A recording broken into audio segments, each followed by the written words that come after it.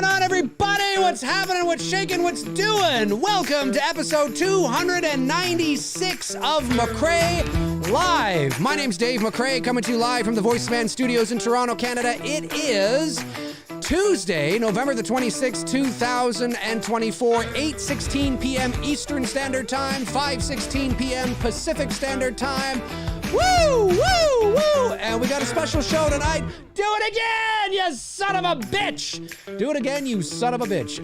No, this is going to be a fun show tonight. This is show number 2, episode number 2 of the It's Me Billy Chapter 2 Indiegogo Perk Fulfilment. I have 3 guests on tonight. It is Davey Deathray and Nick Jenne, and one of my, of course, great mods, Cody Snyder, is going to be on as well. We're going to be talking some Evil Dead. We're going to be talking some movie scores. We're going to be talking some favorite movie performances. Should be a good show. Should be a good show. So, without further ado, let me bring them on. Ladies and gentlemen, there they are. Cody Snyder in the top right, Davey Deathray below me, and Nick Jenne below Cody. How is it going, guys? What's happening? It's going good. It's going great. I am pumped. This is a long time in the making. I've been a big fan for years now, Dave, and always in the chat. So really cool to be on the show. And what's up, everyone in the chat? Love you guys. Love my McCrazies. McCrazies. Yeah, no, it's great to have you on, Davey, and you know, you're just killing it with your channel. You know, congratulations on that. You know, you're. I mean, it seems like every 5 seconds I'm getting a notification that you've uploaded something, or that you're live, or that you're in you know, the Bahamas, or you're. No, I'm just kidding. But no, you're doing well, man, and I think it's awesome. I think it's awesome. Cody, what's going on, man? I'm just wondering how I got myself into this. What do you mean? Hello, all. It's Cody Snyder, ladies and gentlemen. Those of you that watch me on a regular basis, Hello, chat. Yeah, you'll often see Cody in the chat room. He's one of my mods, been a mod for a long time now. So yeah, it's great to have you on. I think this is the first time. Is this the first time I've had you on? On screen, yeah. Oh, right. I've been on. I did one of your Saturday movie nights, Misery, years ago. Yes. But I wasn't on screen. Yes, I remember that now. I remember that. Yes. That was when I had a Patreon. Yeah. That's what I had a Patreon. Nick Jenne, my man, of course, one of our great supporters here on the channel, and a great supporter to the It's Me Billy Chapter 2 Indiegogo campaign. Nick, thanks for, your contributions. Again, thanks to Davey and to Cody, of course, as well, for your generous contributions. Thank you to the 3 of you for helping to make the film a reality. Really, really appreciate it.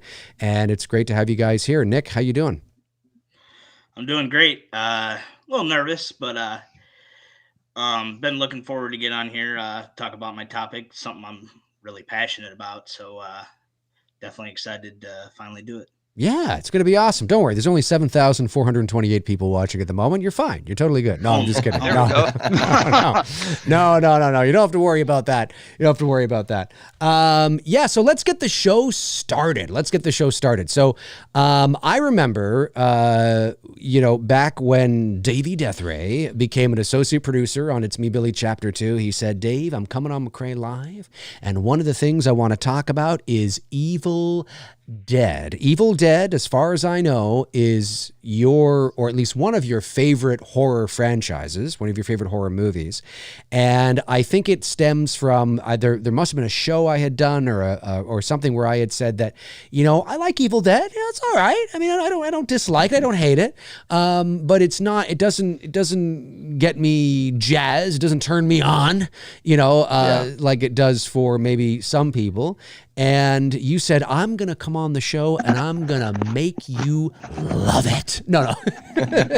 But you said you would come on and you would, talk about it from your perspective, what you love about it, why it holds a special place in your heart. Because I remember the first time I watched it, I liked it enough. Like I liked it enough, the very first movie, and it was cool, And then I watched the second movie and I was like, this Wait, I think I've already seen this movie. And it's kind of Yeah. like, this is the same movie over again. And then Army of Darkness, of course, I have seen, but not in years. And then the 2013 Evil Dead movie I did see, which I did quite enjoy. And then Evil Dead Rise I watched, and I enjoyed it as well. But are they all connected? Are they not connected? What are your favorites? Davey Deathray, start us off. The floor is yours. Yeah, it is a wild franchise because if you just look at the first few films, you could say to yourself, well, this is kind of inconsistent because, yeah, the second film sort of remakes the first film, within the first like 25 minutes, and then becomes a sequel from there. And then even Army of Darkness sort of rewrites the end of Evil Dead 2, whereas at the end of Evil Dead 2, they're hailing him for everything he's doing. But in Army of Darkness, you see that he's in shackles. So they finally sort of got that straight and figured out. For me, Evil Dead, I've been a huge horror fan my whole life. Like Jaws sort of pushed me into that water, literally and figuratively. And then from there, it was, seeing Friday the 13th movies and Halloween movies on like USA, around the holidays or around a Friday the 13th. And I saw Evil Dead for the very first time. I was about like 15 or 16 years old. Me and my friends rented it, and I think I was chatting with somebody online that recommended it, watched it, and I was completely floored because to me, I had just witnessed like the most ambitious punk rock horror film of all time. Like the horror film that like pushed through everything that they wanted to have happen. They found a way to make it happen. Like they got creative. They, sure, you could say that maybe some of the effects are sort of chintzy or you're talking about the first movie, right? Yeah, just the very first one. But I felt like it was so charming, so innovative. Sam Raimi's style was so apparent.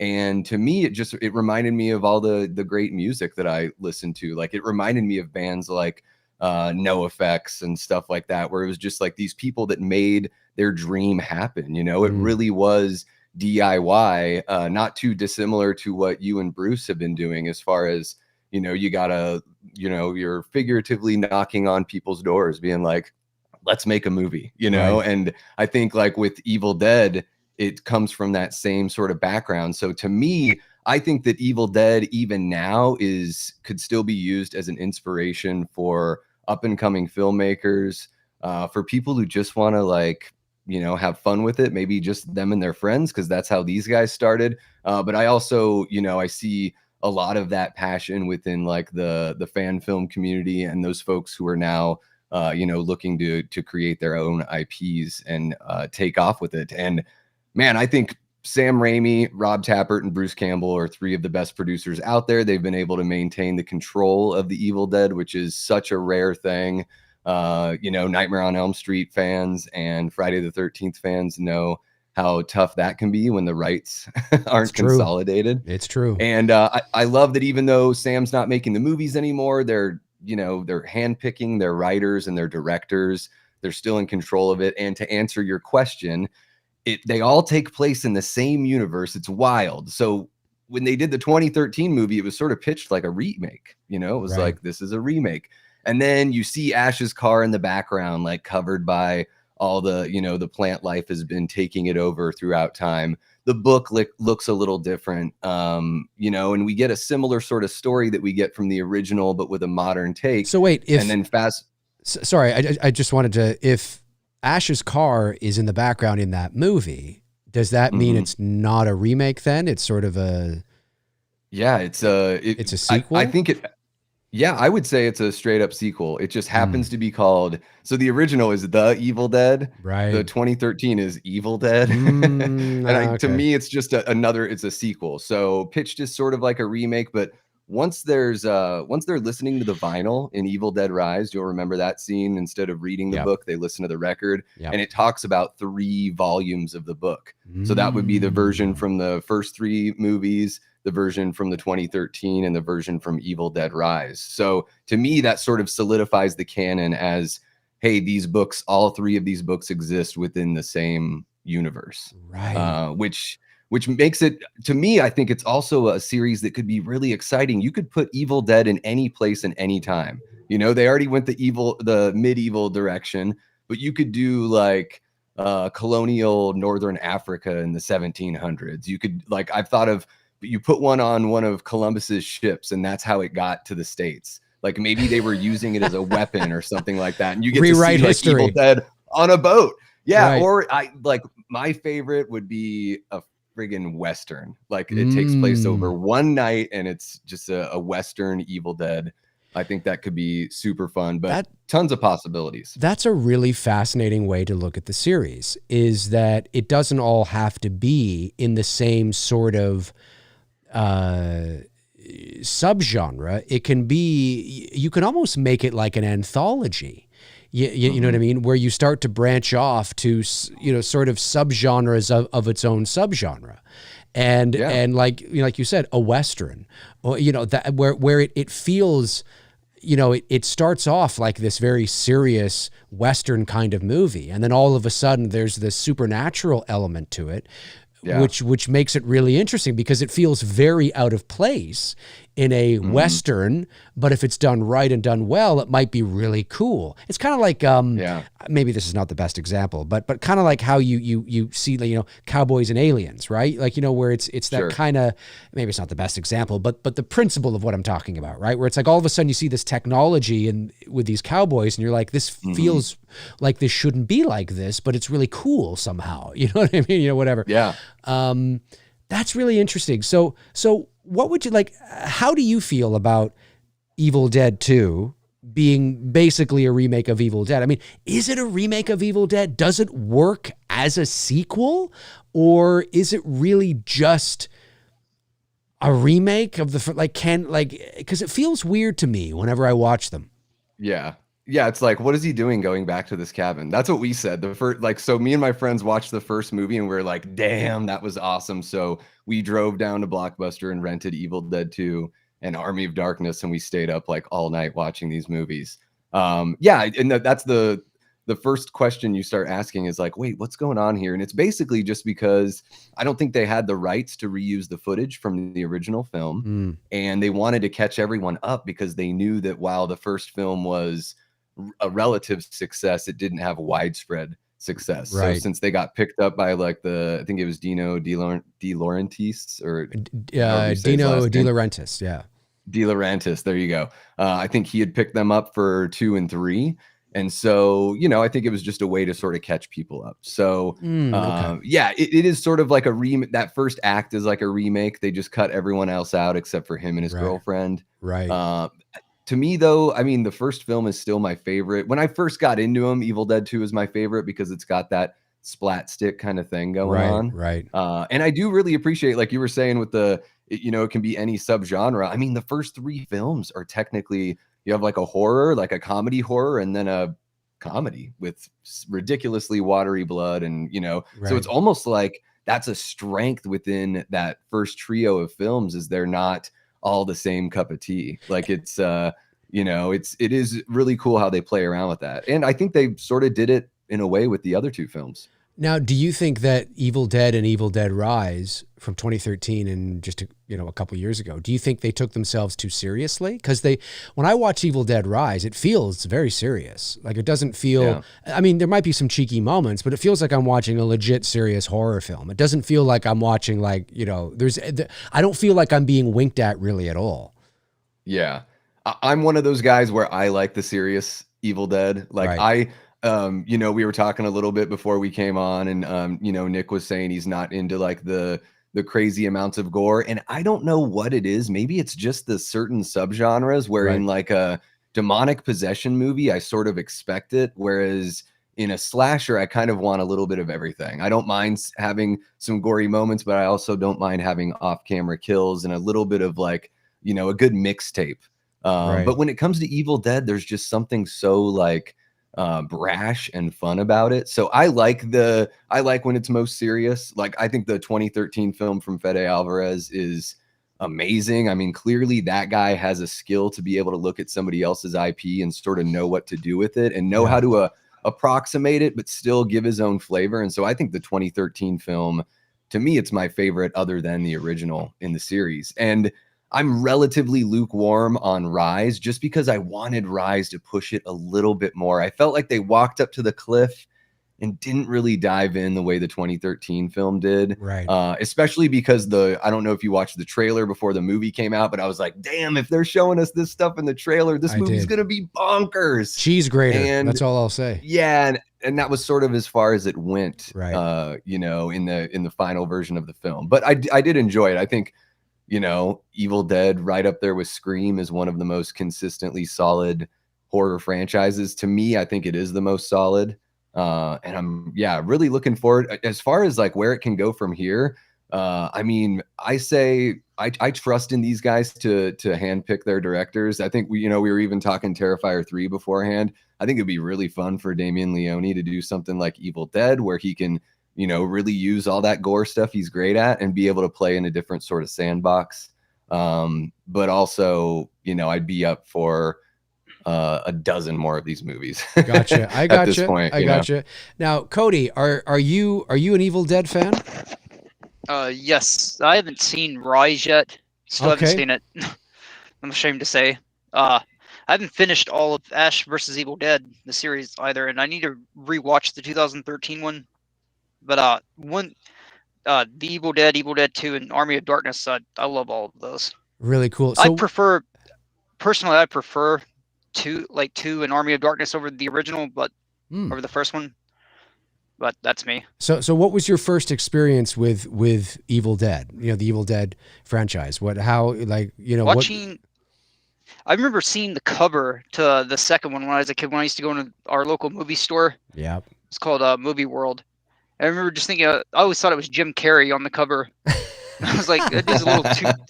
I really did. But actually watching, I didn't see it till I saw the second one when I was a teenager. My best bud, Tyler, is pretty much an older brother. He lives down in Nashville. He got me into a lot of that stuff, like later on. He had it on VHS, so it may have been DVD at the time when we watched it. But we watched it when I was a teenager, and this is amazing. Right. And then I said, of course I go through, so. Yeah. That's cool. That's really cool. I can hear you about the Evil Dead 2 cover. I think we all remember going into the video store and going over to the horror section and seeing that skull giving that side eye. I think it's,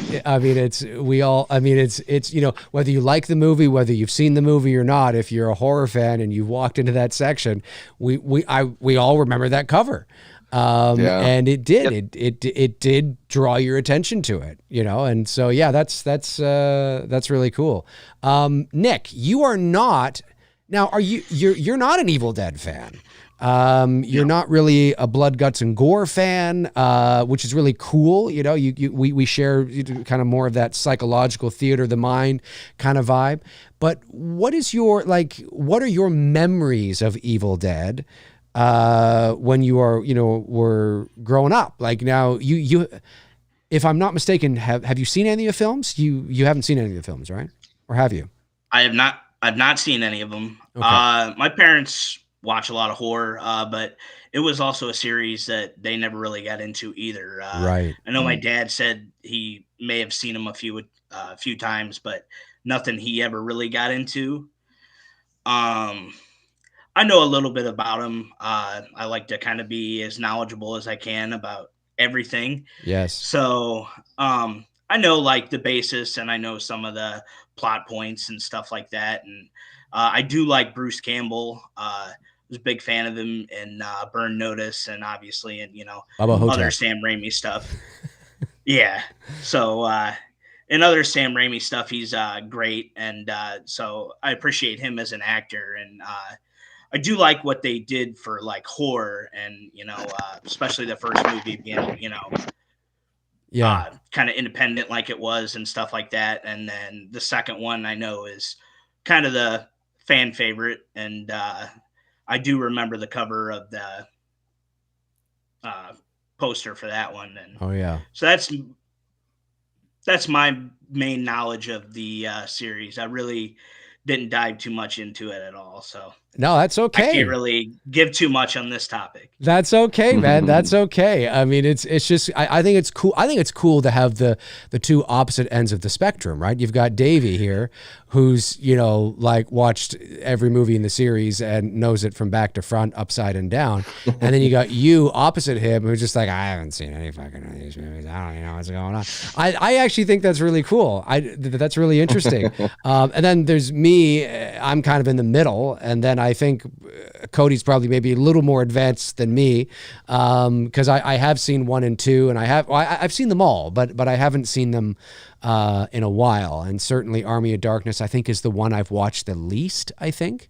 Not because it's necessarily the one I enjoyed the least, just because I just haven't. I think I watched it in the 90s, you know, when it came out, and watched it a few times, you know, as a teenager, hanging out with your buddies and things like that. But I don't think I've watched it since. I can see the cover in my head, you know, as he's standing on a pile and he's got the chainsaw for an arm, and you know what I mean? Like I can see it in my head, but yeah, but to your point, I mean, I think, you know, it is, they're classics within their own genre, and they're also like their own kind of, what subgenre would these movies be? Like you said a word, a few moments ago. Demonic possession. They're demonic possession. It's like non-religious demonic possession. Non-religious demonic possession. But you said a word. Splatstick. I was just gonna say splatstick. Black comedy. Splatstick. Yeah. Is that a term that you just made up, or is that an actual? I think that's the term that like Sam Raimi came up with, or it's a term that they've used for a while. Right. Probably since the second film at least. Because yeah, it's that Three Stooges meets demonic possession. You know, it's one of those, you know, I didn't know, I wasn't ever like a gore hound before watching these movies. It's just like, for whatever reason, the roller coaster ride that it took me on, like I was just there for, whether it's the pencil going into the ankle, which is just one of those, it just looks so real that it makes you like, you know, physically cringe at the moment. And you know, the movie just had those kinds of moments where I was like, how did they do that? Yes. You know, like it's to me, I was like, I want to know more about filmmaking, because these guys, especially towards the end of the film, like most everyone was gone. There's certain times during the making of the original Evil Dead where it's just like 3 or 4 people on site. You know, just Bruce and whoever else needed to be there to operate the camera and hold a microphone. So to me, it was just like, I loved that they kept on pushing. And they just, again, created something wholly unique. Not saying it's the very first Cabin in the Woods movie, but there are so many movies that take so much from Evil Dead, whether you're watching like Demons or you're watching like Night of the Demons. You know, even a movie like From Dusk Till Dawn, even though they're technically vampires, to me it feels a lot like something, you know, like there's a bit of tongue in cheek to it. Right? There's a bit of a tongue. Yeah, like whenever I watch the Evil Dead films, although, see, that's the thing. The early Evil Dead films, like Evil Dead or the Evil Dead, excuse me, I learned something today. Yes. The Evil Dead, and then Evil Dead 2, and then Army of Darkness, certainly, have their tongue firmly planted in their cheek. I mean, it's just, you know, but when you get to Evil Dead 2013 and Evil Dead Rise, I don't really feel that at all. Like, I got to be honest, I don't feel that they're winking at me. Like, am I wrong on that? No, I don't think they are. And I think like in those movies, you get those like uncomfortable moment laughs. Yeah. You know, where you just don't know what the heck to do. You know, whether it's the one girlfriend like shooting, you know, using the nail gun on her own head in 2013, which is just sort of like oh my God, but also, I don't know. There's something about it where you're just, it's, to me, again, roller coaster kind of moments where, you know, it's a little bit, to me, it doesn't feel as mean spirited. And I guess that's just all a feeling thing that you get. But yeah, I think even the first film, there are like jokes in the first film, but I feel like they're jokes that are made on purpose. Sure. I suppose you could laugh at some of the effects that haven't aged as well, but to me, I think of the first film as a pretty serious film. 2 and 3 pretty silly. I think the TV show is like right there in that Evil Dead 2 pocket. I don't know if you've ever seen the TV show, but it's really fun. And it expands the lore, and you know, really good casting outside of Bruce Campbell as well. So they put together a good team for that one. But yeah, I like man, there's something about that 2013 when it just gets really mean and really gritty that I really dig that. Cool. I'm hoping that they sort of go all over the place, but I would love to see the next Evil Dead do something that pushes it even further. Gotcha. Cody, sorry if you answered this already, but what's your favorite of the series? The second one. The second one. And why the second one? Because it's just so live action Looney Tunes. It's pretty much. It is. It really is. By the way, I wanted to ask Davey, did you meet Campbell? Have you ever met him? I've never met Bruce Campbell. I worked for the Wizard World Comic Con for a little bit, and he was there, but he was, obviously he's a massive deal at those cons. And when you're working for the con, it's like extra taboo. It's like if you happen to bump into him, it's okay to say what's up, but it's also like don't abuse that employment to make cause a scene or anything. I met him in 2018. Really I got a cool. photo op with him. He's nuts. Awesome. That's cool. Yeah, that's really cool. I would love that opportunity. I've not met anyone from the franchise, but man, they are, some of the hardest working people out there. I mean, some good old Midwesterners from Michigan, which is where my wife is from. So, and I see your hat down there, Nick. So go blue. My dad got his master's there at Michigan, so I've been a Wolverine fan my whole life. Sure, they always have Michigan State in their movies, but I'll let it pass because I love their movies. We're hijacking the show. No, it's great. I love it. It's a roundtable talk. Talk away. I'll just sit here and fart. Yeah, I'm from Ohio, but big Michigan fan, so I get a lot of shit here in Ohio because you live in Ohio, you got to root for Ohio State. Yep, and it's week of the game too, so we'll see how it goes on Saturday. I'm not. I'm not really have high hopes for it. Yeah, me neither. So Cody, you obviously prefer the Looney Tunes style as opposed to the more serious take of Evil Dead and Evil Dead Rise, then, right? I mean, obviously. I mean, it's too still like dark in its own way, but it's dark comedy. Right. I mean, it really is. It's like more demented. Right. I got. I mean, it's kind of like what Peter Jackson ended up doing. I know that he was very inspired by the original Evil Dead to do Bad Taste, but man, something like Dead Alive is like right there with that sort of Evil Dead 2 vibe as well. That's another really fun gory movie that probably wouldn't exist without Evil Dead. Right. Cool. There. So Nick, what would it take for you to watch an Evil Dead movie? From what it sounds like, if I would watch any of them, it would probably be 2 or Army of Darkness. Probably. Okay. I could probably handle the more, comedic kind of side of it. And I can handle some gore. It's really weird, because I love it in action movies, like war movies. I can see people's heads get blown off and stuff like that, and it doesn't bug me. I don't know, something about knife to skin and seeing skin. I don't know. That's always been my thing. That just So, but I would probably give 2 or Army of Darkness a try if I had to pick one. Okay, so needless to say, you're not about to rush out and rent Terrifier 3. I guess is what you're trying to tell us. Oh, hell no. My little brother loves those movies, and he's always trying to get me to watch them, or he's got them on in his room, and I'm like, yep, fuck, nope, going there. Nope. That's the way to do it. Yeah, so, well, to wrap up the Evil Dead discussion, I will just say that,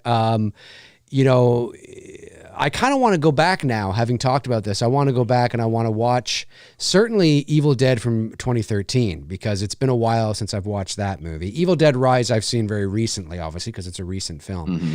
And I think I want to go back and watch Army of Darkness too, because it's been a really long time since I've seen that one. Now, is that one connected to the previous 2 movies? I can't remember. Yeah, it's basically Evil Dead 3. Right. So it picks up after Evil Dead 2. And yeah, I mean, there's the only gore that I can think of really is they have this ridiculous spout of very watery looking blood that comes out of this pit.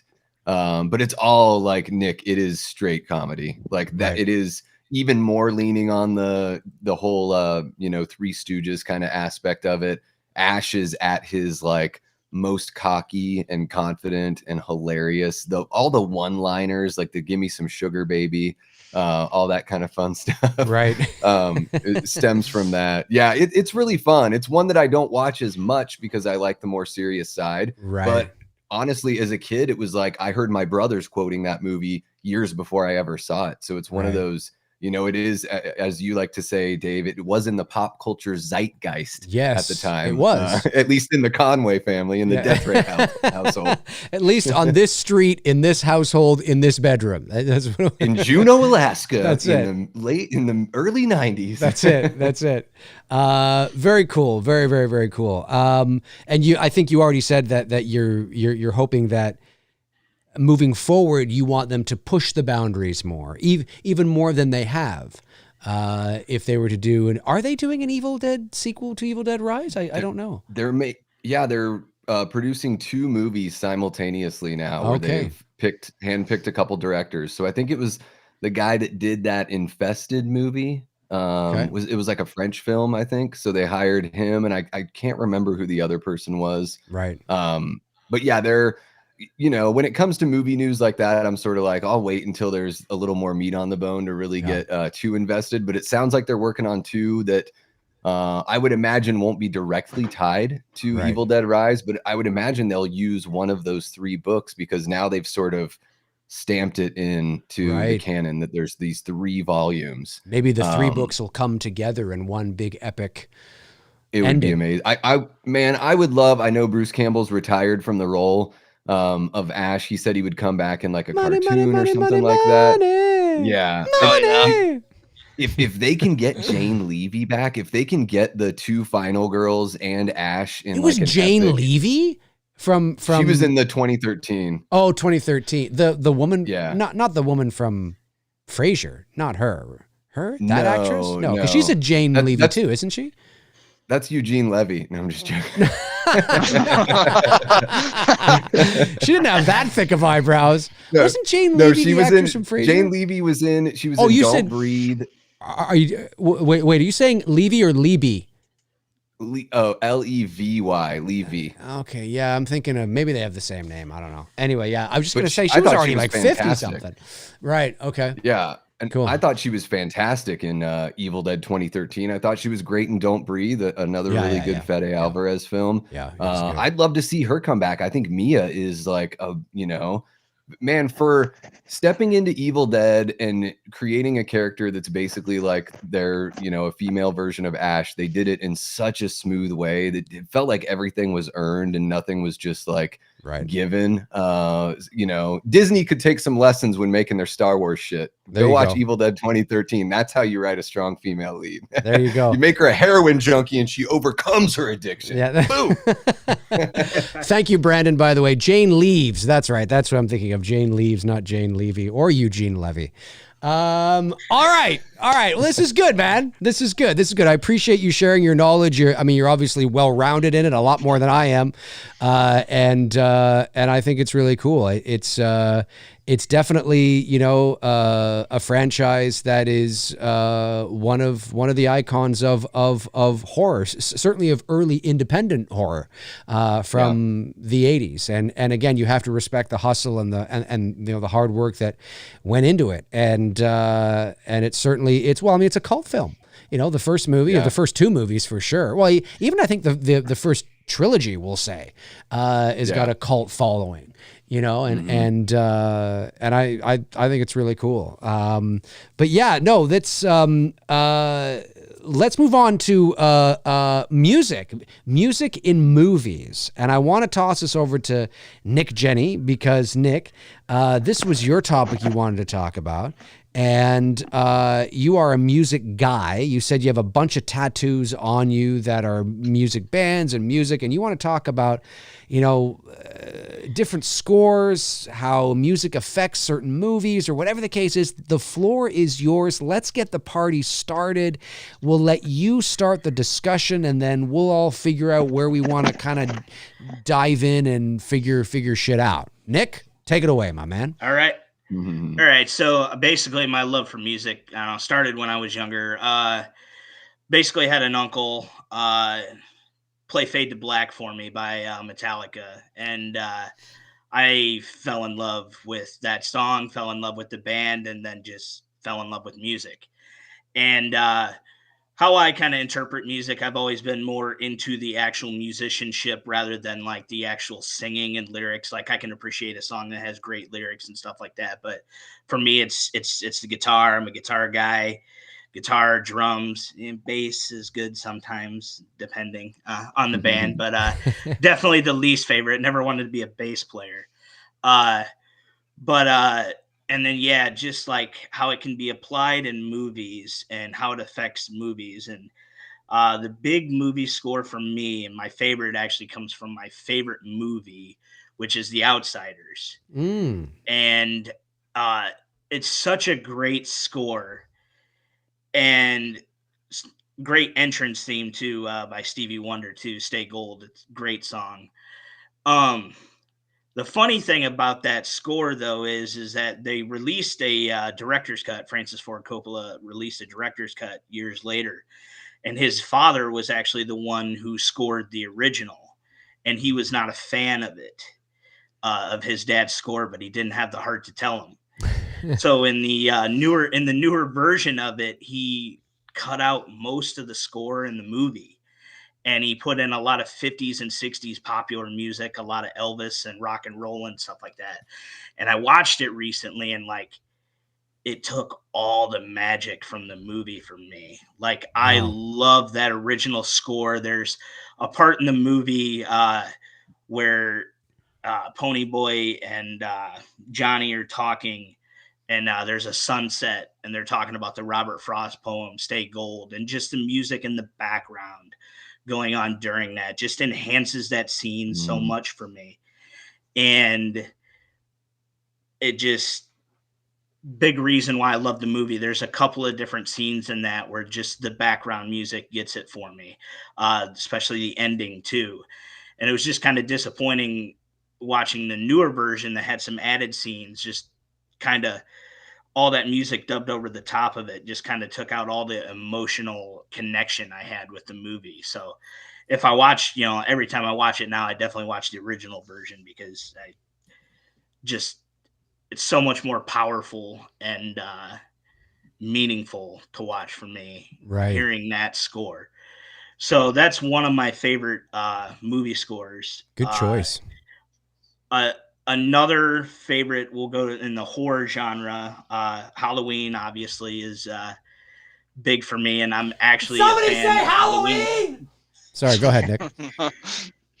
Halloween 2 is definitely the favorite of the scores for those. I think the collab between Alan Howarth and John Carpenter just takes it up even a notch from John Carpenter's in the first one. Yeah. And that synth at the beginning and the bum, bum, bum, bum, bum, bum, just gives me chills hearing that. And it's great into the intro with Donald Pleasant. You don't know what death is. Yeah. Just, it's great. And it's one of my favorite scores. And it's unique too, because there isn't a Halloween score in any of the Halloween movies like the score in part 2.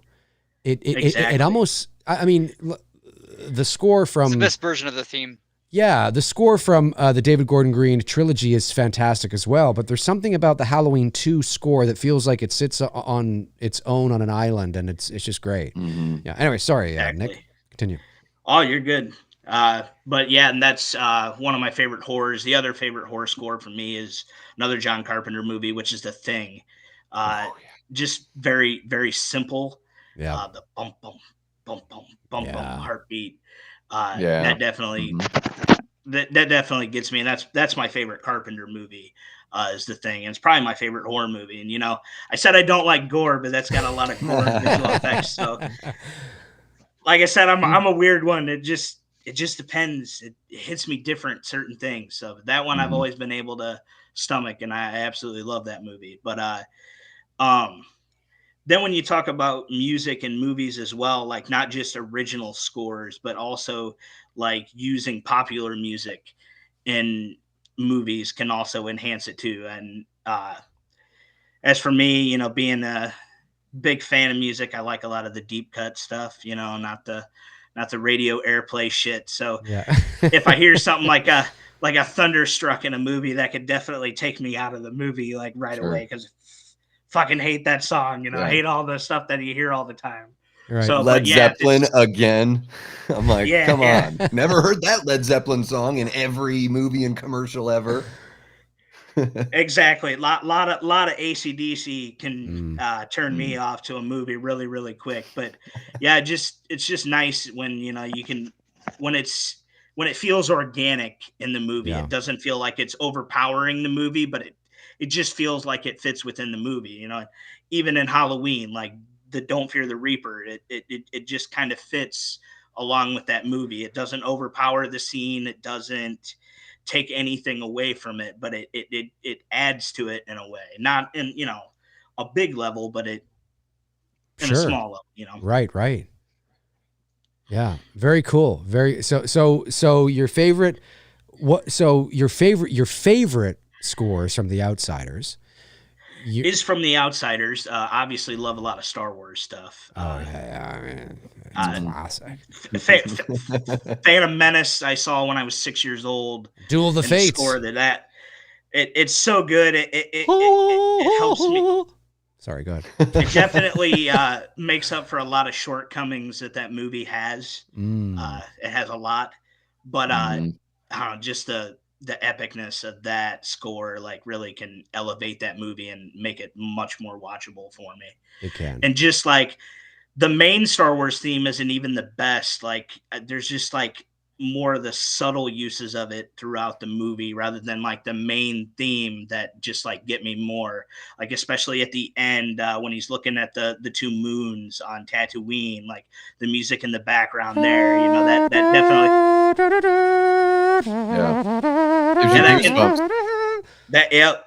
that can make your hair raise up. Oh, it does. Sure. Binary Sunset, baby. That's the name of the track. Yeah, it is really cool. Okay, sorry, go ahead. It is really cool in the sequels too, or, you know, that bringing back some of those themes and just teasing them. I think John Williams is really good at doing that too. So he just has to give you a little taste of it, and you know the rest, and he's going to give you that little splash of emotion. That's right. Yeah, and pretty much love the music he does in Hook. Oh, Hook. Yeah. Yes, You Are the Pan. You Are the Pan is probably my favorite Williams piece of music. Wow, cool. I love it. Going out in left field, pulling one out and just tossing it on the table. I love it. Anything John Williams does is great. Like to me, he's Steven Spielberg of like composing for movies. Yeah. Like I think they just kind of go hand in hand.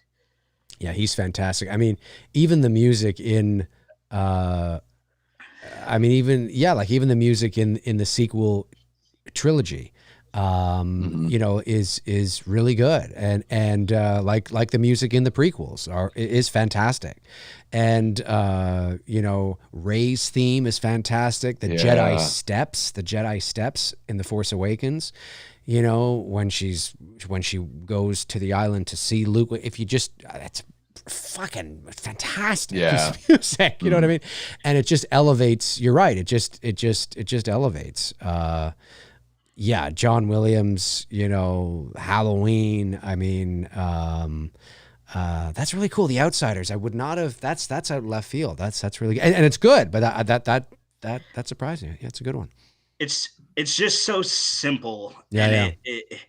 And combine that with like just the sounds of the movie. Like there's a lot of train noise in the background and just quiet noise going on. It just gives me the willies, man. So like good willies. Yeah. So you must be, because I'm not a big fan. I mean, it depends, right? There's some movies that I will watch that it will end, and it will end with like, you know, an upbeat song or a classic song or something, you know, or whatever. And I'm like, oh, this doesn't bother me or whatever.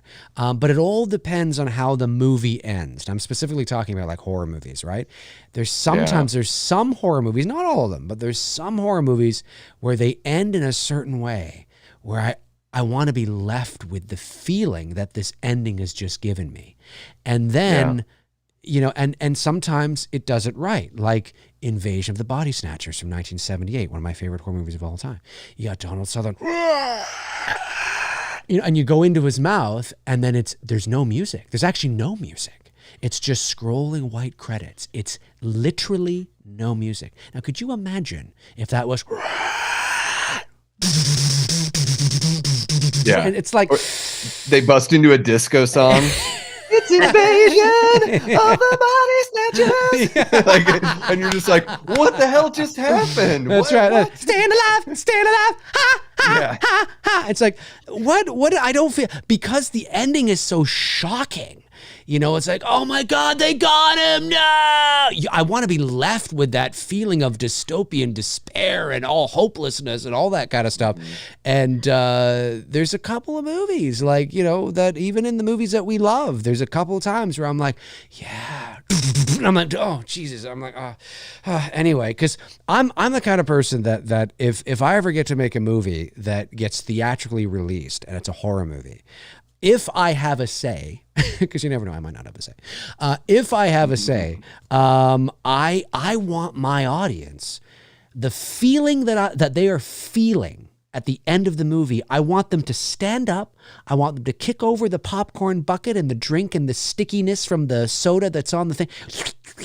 And I want the feeling they have when they're leaving the theater, walking down the steps, out the door, throwing their garbage, talking to their friends. Can you believe that? I want that feeling to stay with them. Whatever feeling they had in their seat, I want them to stay with them. And the Blair Witch Project is a great example of that. When it ends and it's just that soundscape that's, and the credits are rolling up the screen and there's no like taking you out of it. You know what I mean?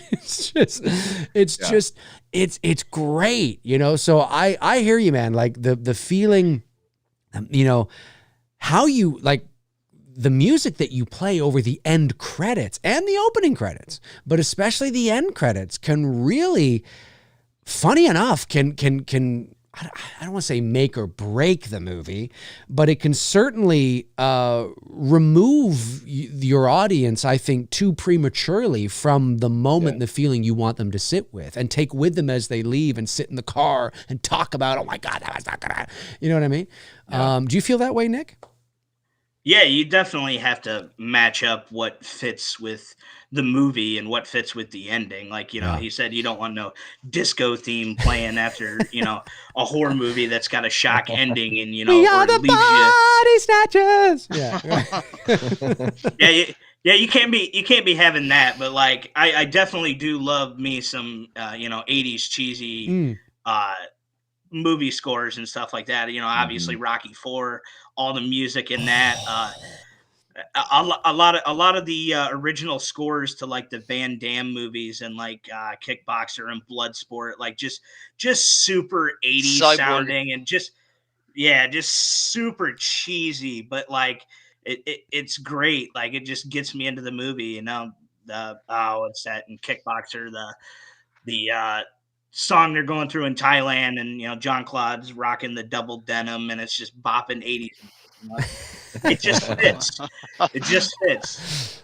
I would be lying to you if I said I did not have the entire Rocky IV soundtrack on a Walkman and I was jogging in the 90s to bum bum bum bum bum bum bum bum bum bum bum bum. I've used it for running. Oh my God! Yes! I'm like, Jack, come on! Oh yeah, I was ready to take on the world then, baby. It definitely makes the playlist at work while I'm watching a robot throw burger patties in a box all day. The two of my favorite off of that are definitely Burning Heart and Hearts on Fire. Oh yeah, two of the kind of ones that aren't as popular as some of the others, but obviously the training montage song is great too.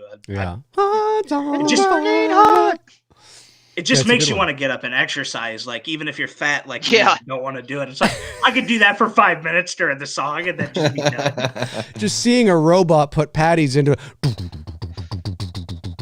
Dun, dun, dun, dun, dun, dun. It's like I'm just imagining it now. And then put on the Terminator soundtrack. That's right. I work at a place that makes McDonald's hamburgers, so yeah, Okay. I just watch a robot pack them all day long. So Oh God, I don't. gotta have something to keep my mind occupied. So yeah, the Rocky soundtrack, lots of movie soundtracks. Willy Wonka's on my playlist. Like I'm Amazing. crazy. People see me jamming to that shit, and they're You know, is one singing of Pure Imagination. that's Dude, Over the Top. Over the Top has a great soundtrack. Oh yes. The 80s were amazing for talk about like your best mixtapes. Like every Kenny John Loggins. Hughes movie. Yeah, Kenny Just Loggins. Just Every get a bunch of movie. Kenny Loggins. Yep, that's it. Footloose, baby. Gotta love some Power Station. The end of Commando. Oh yeah. Yes. The credit song to that always gets me going. Cheesy, super cheesy 80s song. That's I think the Caddyshack theme is one of my favorites. Like it's the Kenny Loggins theme that doesn't get talked about as much as his others. But I like his theme. I'm all right. I like the one he does in the second one. Yes. He does Nobody's Fool in Caddyshack 2. I like that one. Okay. It's probably better than the whole Going movie. all the way. That sounded exactly like it, Cody. Yeah, that's what he does. Yeah. He's amazing. That's cool. Yeah. Ghostbusters, Back to the Future. You know what I mean? I mean, all these.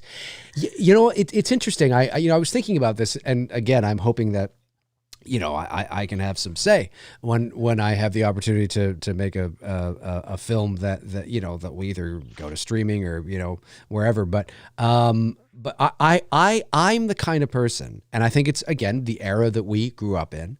But I'm the kind of person that I miss when, and it's not that it isn't there at all anymore. But is it just me, or does it feel like music, and I'm specifically talking about scores as opposed to music with lyrics, although you can make an argument for this too, but music scores, were characters in the movies back then. Yeah. Oh yeah. They were immediately identifiable.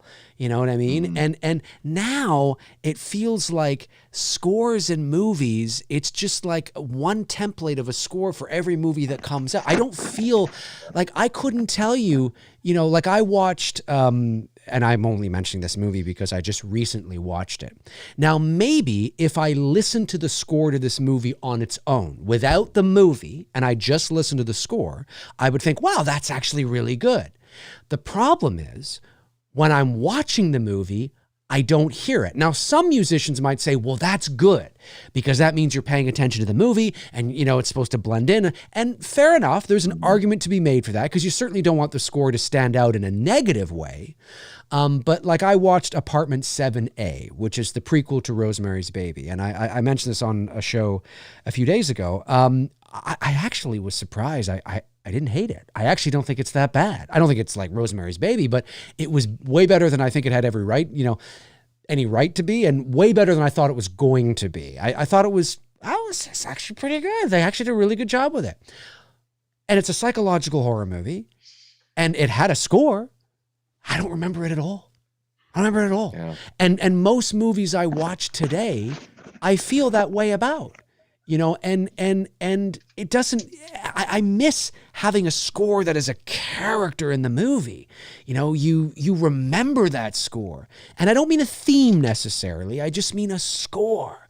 Something that you're just like, The Thing doesn't have a theme, but you remember the score. You remember the sound, the feeling, and I miss those days. Is it just me, or does it feel like, I don't know, like even some of the superhero movies, like I know some superhero movies have themes and things like that, and I guess maybe I'm not the best person because it's not like I watch them, but I miss themes, scores immediately. Like, am I crazy, or does it feel like there's kind of a one size fits all for every movie now? Seems like there's only a few people out there that really do like the memorable stuff, right? Yeah. And then, those superhero movies, I can't like. If you ask me hey, hum the Iron Man theme or hum the theme from Endgame, I'd just be like, blah, like, Right. is that what happened? Like, and they're putting out all of these movies without it being very discernible. So there is on the one side, like what you're saying, like you don't want to be distracted by it. Right. But they also like pull a lot of color out of those movies. It seems like they could be a bit more vibrant. It almost seems like they're like, how can we make this the most like middle of the road, milk toasty kind of thing. Yeah. And I think the last thing that people want to spend money on a $200 million movie is giving a composer, let's bring Hans Zimmer in and have him do like an Avengers movie. Right. Like they don't want to put that money towards Hans, although he's one of the guys, like, you know, when I saw we were going to talk about music, I'm like, man, that guy has had all these different movements within his career where it's like, you know, he did like the Thelma and Louise soundtrack that's like guitar, like bluesy, like road trip guitar. And then he does, you know, Pirates of the Caribbean, and then he does all these Christopher Nolan movies. He does the blah thing, but he also does other stuff. And it's really cool, like, to watch him and look at his catalog of films and be like, man, this guy is great. Like, John Williams is great and Hans Zimmer is great. And the one thing that Hans does differently is he puts himself in these, like, let's get creative kind of spots with his instrumentation. Yeah. I absolutely agree. One of my favorite scores, this might surprise you, I have mentioned it on my channel before, but when I forget I feel like it begins with a T, the composer's name. But one of my favorite scores, even to this day, is the score to The Green Mile with Tom Hanks from 1999. That score is fantastic and it's memorable. And when you watch the movie, at least for me, I can't speak for anybody else, but for me, it's a character in the film. I mean, it's not like a character like, you know, a Star Wars movie or something, but you notice it, you hear it, you feel it. And I think it's a terrific score. The score to The Green Mile. It was written by Thomas Newman, who also did Skyfall, 1917, Wall-E. Oh, well, he's worked on a whole bunch of these. There you go. Jurassic World. There you go. Yeah, I mean, obviously he's still working, so good for him. That's really cool. Then talking about like the soundtrack being the score being a character, like, what about like the Axel F theme? Like that guy Harold Faltermeyer, he did the music for Fletch, Top Gun, and Beverly Hills Cop, and those are all amazing, memorable scores that really are characters like that. When you see Axel Foley, you think of that theme. Oh yeah, and when you hear that theme, you think of Axel Foley. I mean, it's just, you know, or depending on your age, maybe animated skateboarding frog. I'm not sure, but you might think of that. Cody, what are some of your favorite movie scores? I'd say The Hitcher would be one. Near Dark. You get a lot of Tangerine Dream in there. Mark Isham for Hitcher. James Horner, what he does in Last of the Mohegans is really good. Very cool. It's really great stuff. And to see how he changes from that to like something in Casper, like Casper's Lullaby. It's a nice little thing. I always like that piece of music.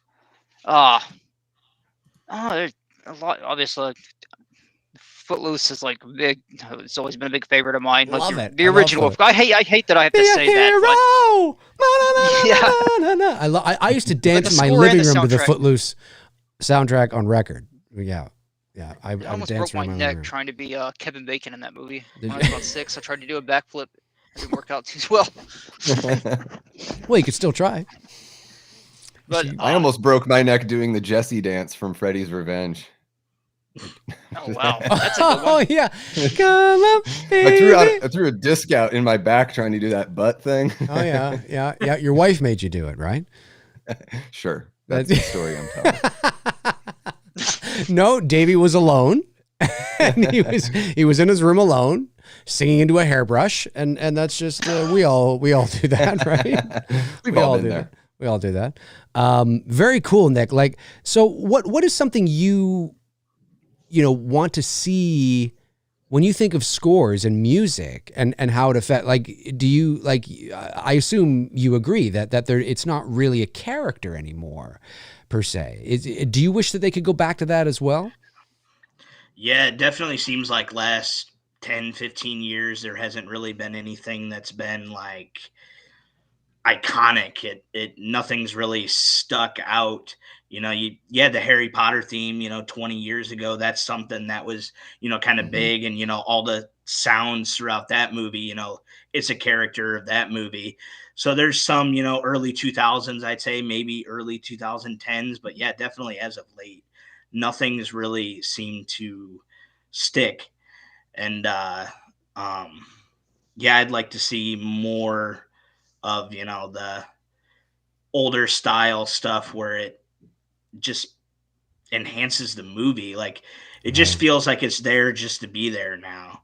Right. And like he was saying, Davey was saying, probably the last thing they're putting any money into is paying a composer. You know, they're all about the, you know, the effects, the CG, you know, paying the actual actors, getting the biggest actors in the movie. I feel like music definitely takes a backseat nowadays, and younger generation probably doesn't seem to appreciate it as much as me and an older generation would. But yeah, I'd definitely like to see, you know, more effective uses of music in movies rather than just playing the most popular stuff that you think people want to hear just because it's something that's out and it's really popular at the time. Yeah. And that's what most movies do nowadays. Yeah, I agree with you. I miss that, and you know, not to. I mean, I'm talking about my own films here, obviously, but when you watch the Billy films, you know, the sound and the music becomes a character in the films, and that's intentional. That's on purpose. You know, Bruce and I, that's what we like. You know, and so we wouldn't have had it any other way, you know, and so it's very important through sound designed, through the score and the music, that it becomes, because it makes it, again, it depends, obviously, you know, you can overpower a scene unnecessarily as well. You know, so it has to fit the scene. And that's when you work with somebody and, you know, you understand that and you're on the same page and all that. But yeah, it just feels like today there's so many movies that just feel like it's a one size fits all. Like there's the standard action movie score, you know, or there's the standard horror movie score, or there's the standard, you know, whatever. And sometimes that's okay, you know, but I really miss, because it can immediately put, you know, an identity onto the universe, onto the IP, onto the property, onto the, you know, the feeling, the audience, all that kind of stuff. So I miss that. What do you guys think of when there's movie trailers and there's like a piece of music that does not fit the trailer at all? You know what I mean? Like it's like a horror movie, and you have some, like, you know, I don't know, some, you know, that may be okay on its own. Like if you were driving in your car and you heard it on the radio, you'd be like, oh, that's actually a really cool rendition of you know, Simon and Garfunkel's, I don't know, what's the Sound of Silence. Sound of Silence or something. Yeah. It's like, that's yeah. actually a cool rendition of that song. Like if you heard it on its own, just on the radio or wherever, you'd be like, that's actually really cool. But then you're watching this horror movie and it's like, hello, darkness, my old friend. You know, and it's like this horror movie, and you're like, what are we doing here? What, like, it's just because this is, why are we doing this? That's the new trope. That's the new trope, right? Yeah. Is to take a Nine Inch Nails song and you slow it down and you make all the music sound like robots, like giant robots trying to play the music. Right. And you have somebody sing it with a floaty voice. Or you do, I think 2 horror movies used that, all I need is the air that I breathe. Like Saw X used it, and another movie used it like within a month of each other. And it's like, oh, you're really creepy with your your pop song that I've heard before. Just because the lyrics are, all I need is the air that I get that it fits, but it's just not. No. They're trying to do it with every song. Like I want to see a movie try it with Kokomo by the Beach Boys. There you go. See what doesn't fit, like when that Predator movie came out in 2018, they're playing like rap from around that time and like I saw guys reacting to it like, what does that have to do with why is this playing over a Predator trailer? And it's the same. They're trying to get those people to go see it. That's it. And it's the same. It has the same negative effect, in my opinion, that the end credits with some sort of will have, because it's about a feeling. And when you're advertising, like, I want my audience to leave the theater with the same feeling of, whoa, man, what, God, did you see that? It was so crazy. I want them to get out into the parking lot, into their car, driving home going, fuck, that was just, I still want them to feel it. I want them to be lying there in bed going, fuck, what was that kind of thing? Now, I don't know how long that's going to linger, but that's what I want. Yeah. And that's only going to happen, you know, whatever music you have at the end is either going to break that or help to perpetuate that. And I feel the same way with a trailer. Like, if you want like your audience to feel something when they're watching it, you know, you don't want, you know, we are the body snatchers, you know, I mean, it's just, you know what did that really well with end credits was Seven, when they play Bowie's Heart's Filthy Lesson over the end credits after what they just do to your brain. I gotta watch Seven again to see the end credits. That song hits just right for those credits. Gotcha. Yeah, as long as it's nothing too upbeat, right? I mean, that's what you want, something that certainly isn't. Yeah. You know? Well, and it can be ironic. Like, you know, it's okay if you have, you know, like, for example, I just watched In a Violent Nature, and that ends with that old Black Fly song, and that worked, and it worked because it's a little bit of, you know, it's ironic, and it's the type of film that it is, and the way that it ends. It all depends on how the momentum of your story, of your narrative, how it's coming down. Like, what is the momentum as you roll into the credits, right? If there's a sharp ending, like a cliffhanger ending or a sharp ending, depending on what that ending is, yes, can certainly work, but sometimes it's not the right thing to do, and it's kind of hard to explain here in the, you know, the amount of time we have, but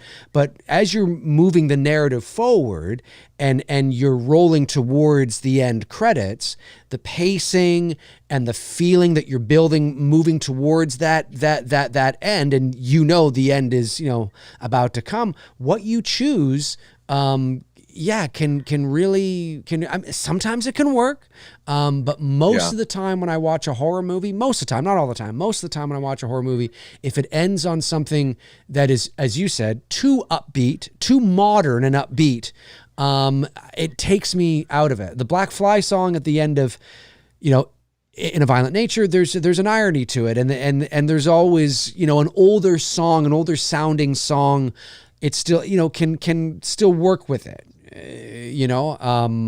But yeah, man, what do you think, Nick? Gotta fit the piece. Exactly. Oh, sorry. Yeah, go ahead, Nick. I will say that, like, there's instances where the movie can just suck ass so bad that the ending credits theme can just be the highlight of the movie.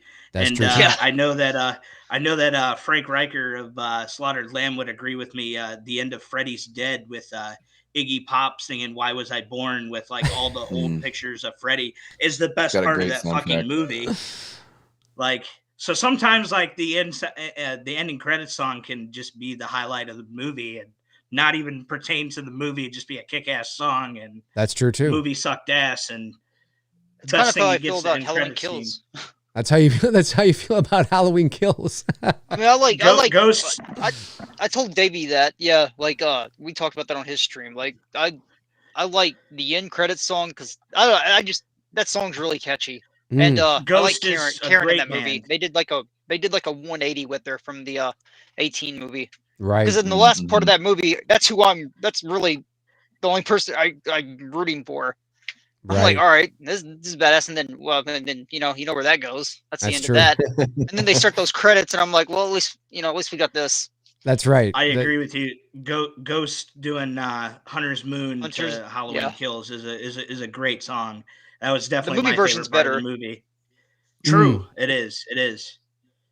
And you know, it's just got to fit the piece, right? I think it's like anything else you create, whether you're writing a song or filming a movie or writing dialogue in a script. It's like, you've got to listen to the piece. Yep. The piece will speak to you and let you know if it fits or if it doesn't. Yeah. So the end of Thanksgiving, putting Where Eagles Dare by the Misfits is a great rowdy song at the end of this really fun love letter to slashers. Like it totally fits. But yeah, I think like with something like Long Legs, maybe I didn't need like a T-Rex song at the end of Long Legs. I really like the song, and I'd have to like watch it a couple more times before I really know. But yeah, I think like what you're saying, Dave, like you use that some sort of creepy sound design, even going back to the Evil Dead, they bring in a theme that Ash hears in the basement from a music box. And at the end of the movie, after the camera rushes Ash and it just like goes black into his mouth, you hear this song that's like this ragtime music box, but it slowly starts like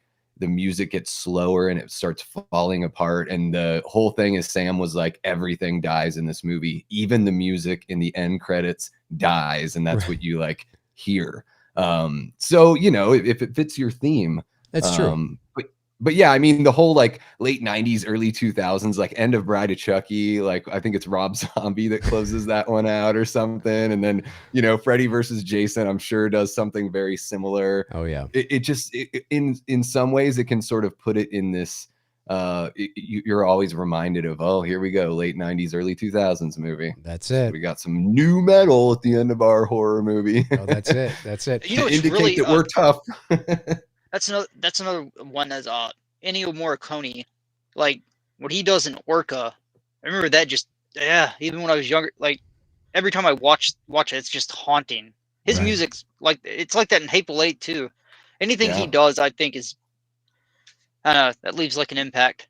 Yeah. Agreed. Yeah, the Hateful Eight soundtrack with that oboe that's one of the most mesmerizing pieces of music. Music can make it can make or break your film. It really can. Yeah. The feeling, because it's all about, watching movies, they're experiential, and you want your audience to feel whatever it is you're communicating. You want them to feel it. You know what I mean? Like really feel it. Sound design in music is arguably more important than visuals sometimes, because you can imagine what things look like, but you can't really imagine what things sound like. That's it. Talking about, the mood and atmosphere, like, man, if the music doesn't hit, that's it. Like you're not going to have any mood or atmosphere. Like that's gone out the window. Yeah, that's it. No, you're right. You're right. Absolutely.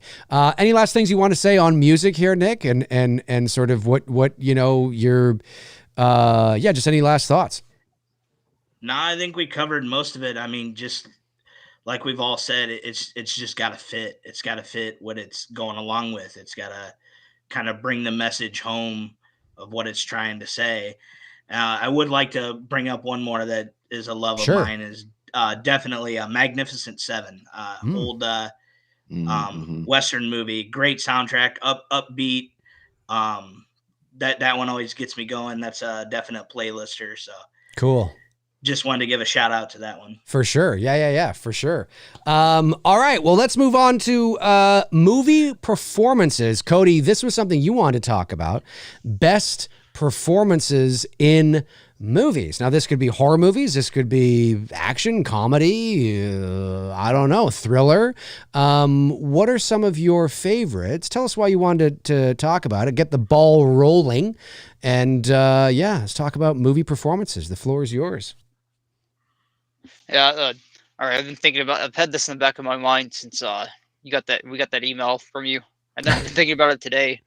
I've had how many should we list off here? No, go ahead. Let's start. Just start talking, and we'll I'll get a cane and take you off the stage if I need to. So just there we go. Well, I want to. A couple of these are like just favorite actors of mine, and then I know I got a couple of random ones I just want to throw out there that people may not have seen. But people have heard me discuss this one recently. But like Mickey Rourke's performance in Angel Heart is there. You go, Dave. That's a movie I don't know if you've seen, but you want to talk about mood and atmosphere and great music, and I don't know.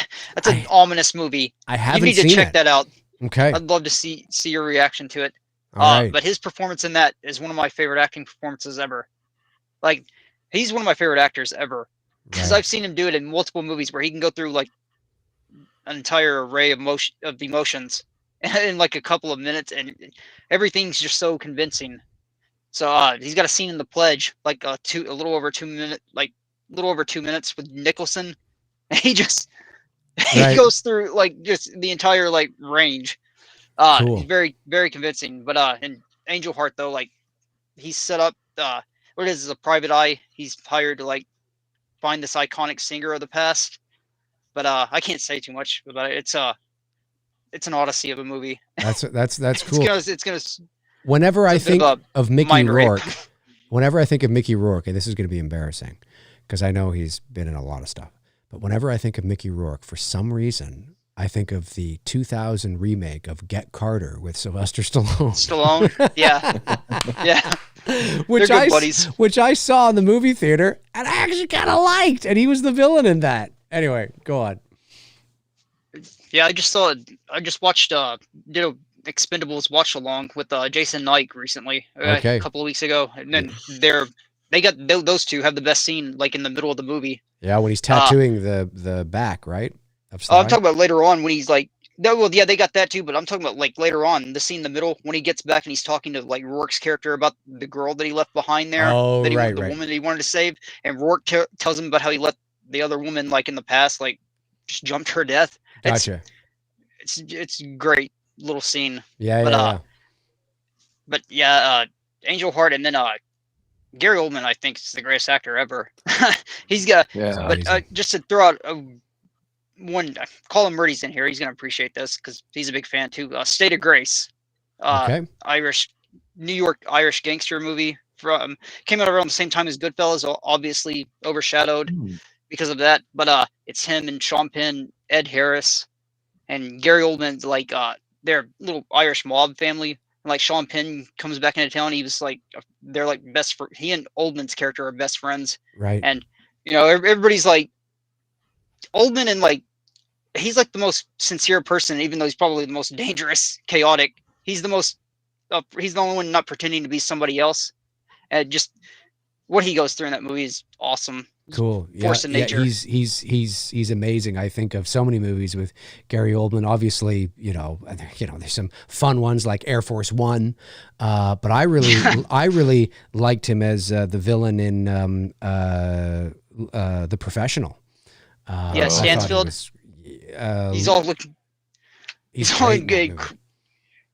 all obsessed with like Beethoven, and the neighbor lady's like, "Why don't you leave that family alone?" And he shoots the glass out right next to her. Yeah. He said, "Go back inside." Yeah, it's a good movie. I know there's controversy around it because of the subject matter and Natalie Portman and her age and on the subtext and all that kind of stuff. I get it, but I really like the movie. I think it's great. Mm-hmm. But that's why Jean Reno like played him as if he were like mentally challenged. Yes. A little, like slightly. So yeah. Well, I think. So nobody would think. Yeah. No, he's not. Yeah. Anyways, we could do a whole show on that. But yes, I agree with you. Yeah. Yeah.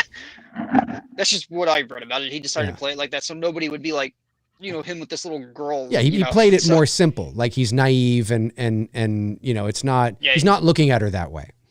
Yeah. Yeah. Mm-hmm. And then another one I watched when I was a kid. I probably shouldn't have watched this movie when I was a kid, but Murder in the First. Where Kevin Bacon's character gets sent to Alcatraz for stealing money to feed like his younger sister, and like. Oh, I haven't seen this one. It's creative liberties were taken, greatly exaggerated about that Henry Young, but it's the tagline's like the trial that brought down Alcatraz, and like Gary Oldman's in it too as a sadistic like warden, but like Christian Slater, another one of my favorite actors, plays Bacon's lawyer.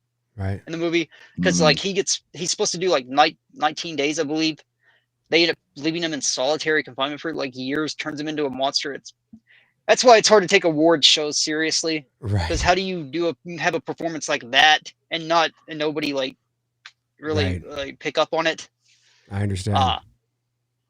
But yeah, if you haven't seen that, I haven't. The first 95. Okay. I think you'll appreciate that. Then a couple of more is this is a random one, but Harsh Times with Christian Bale and Freddie Rodriguez. Okay. David Ayer did it from 2005. I really love Freddie Rodriguez like in that movie. Obviously Christian Bale is always great, but like I love Freddie Rodriguez, like his character Mike in the movie. I think I just always like took to that character. That's another one I haven't seen. That was in and around when Bale did The Prestige. I think he did it in 2006 or something. I fucking love that movie. I think this is this was around the time Batman Begins. Yes. I guess it may have been before he had to bulk up for like Batman Begins. Right. But he did that like right after the machine. This came out right after The Machinist too. So yeah, that's wild that he did that. It's crazy. I think I heard he ate 1 apple and 1 can of tuna a day or something to get down to like 125 pounds. Oh my God. Something crazy. And then Haagen-Dazs while getting ready to be Batman. I saw this interview where he's like, well, they said you can eat whatever you want. So I ate like a pint of Haagen-Dazs every day with my meals. That's it. And then he actually got a little too big, but he got down to the right weight in time. Yeah. That's insane. Yeah. And I could go through the entire cast of True Romance, but yeah. The character that stands out to me is probably Lee Donowitz, the movie producer. He's trying to buy the goods. Have you seen that? I haven't. No. That's my favorite. Tarantino didn't direct that one. Tony Scott did, but it's Tarantino's it's his screenplay. It's his story. Okay. He wrote it. Really good. And that's my really, favorite really Tarantino. Good. That's my favorite Tarantino. Anything. Okay. But ones he directed probably be Hateful Eight. But yeah, my favorite anything Tarantino is True Romance. Cool. Like that may be the greatest ensemble cast ever, because you got Slater. I know Christian the film, Slater, but yeah, I haven't seen it. Cool. Yeah, I was about to go through the entire cast, but No, I do do know the film. Yeah, it's just one of those ones I haven't seen yet. Well, Saul Rubinek plays he plays Lee Donowitz, this big time movie producer in the movie. Right. Just the shit that comes out of that dude's mouth is amazing. So, because I see you.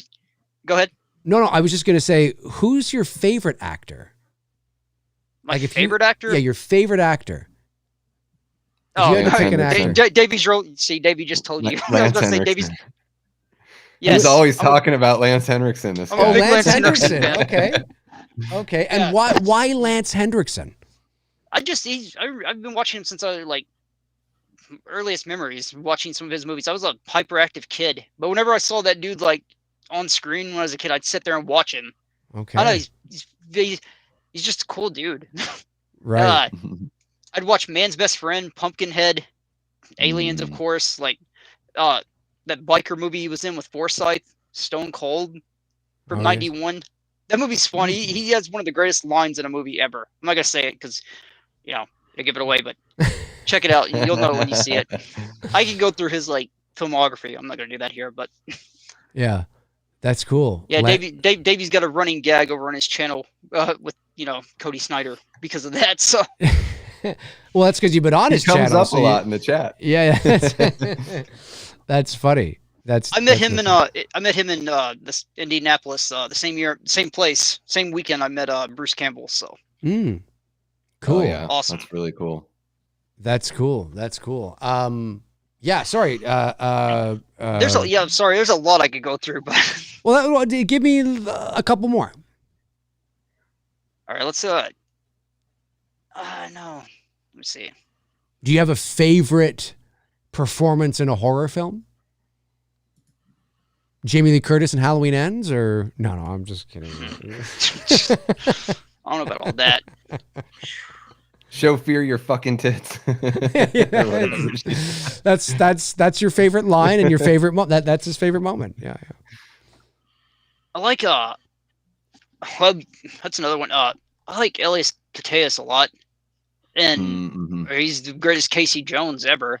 Like when he makes that entrance and just save their asses, like in that pawn shop in the first Ninja Turtles film, like that riff and everything. It's like, oh shit! Didn't he have a small role in Shutter Island as well?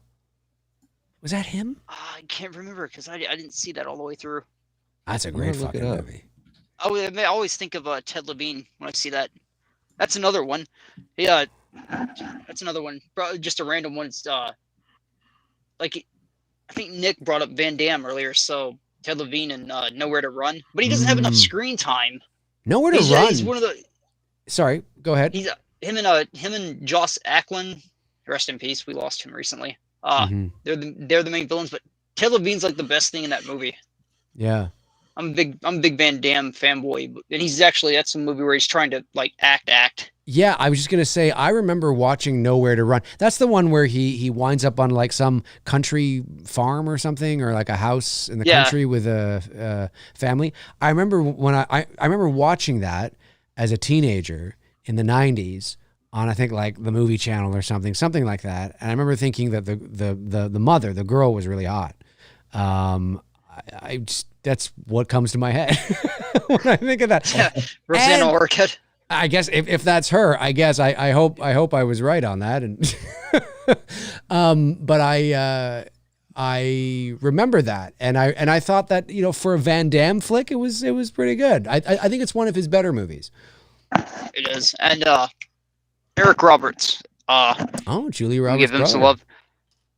Yeah, he's better at acting, in my opinion. Oh, you think he's better than Julia? Ooh. I think he's the acting titan in that family. Oh. What about his daughter? Is his daughter Emma? Is that right? She's a good actress. Yeah, she's really good. She kills it. I wasn't a big fan of. She's amazing. Yeah, I wasn't a big fan of hers back in the day, but maybe that's why. Just I'm not gonna say it. She said apparently in an interview her mom told her she has resting, face. Right. Resting bitch face. I'm like, maybe that's. I was like, maybe that's why. Yeah. But bitch face. I think it's cool though that somebody like her, she could have done whatever kind of movie she wanted because of her pedigree, and she seems to embrace horror, and I think that's really cool. Yeah. Like I've always given her credit. Yeah, she must have some love for it, to be there. For sure. See, I was trying to be polite. I was gonna say I wasn't gonna say it, but I did say it. So she said it. I just quoted it. Hey, don't shoot the messenger.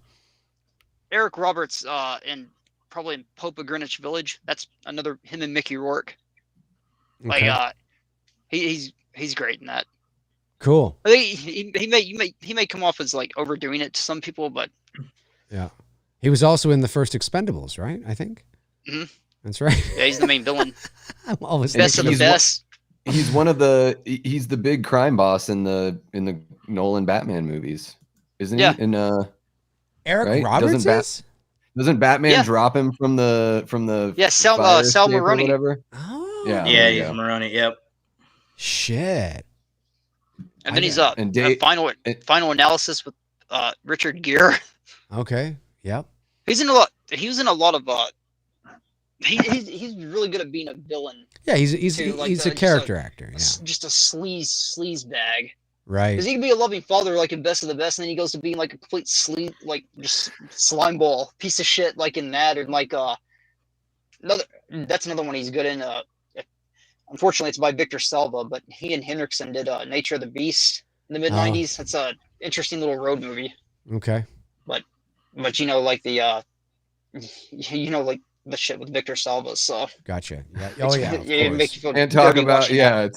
No, definitely we know about that. That's cool. That's it. I like some of the names that you presented. Some titles I haven't seen, some performances I obviously have not seen. Know the actors, but haven't seen the performances in those titles. So that's good. I'm curious now to watch some of these movies that you mentioned, because I'm like, oh, that actually sounds really good. That sounds interesting. I'm trying to think of like really great performances that I absolutely love, and it's funny. I don't know. I'm trying to think. That's a good question. If somebody was to ask me, what's an acting performance that you just think is off the chain and such a wonderful performance, I'd be like, huh. I mean, I know they're out there, and I know there's some, but that's, it's something that I don't think about a lot.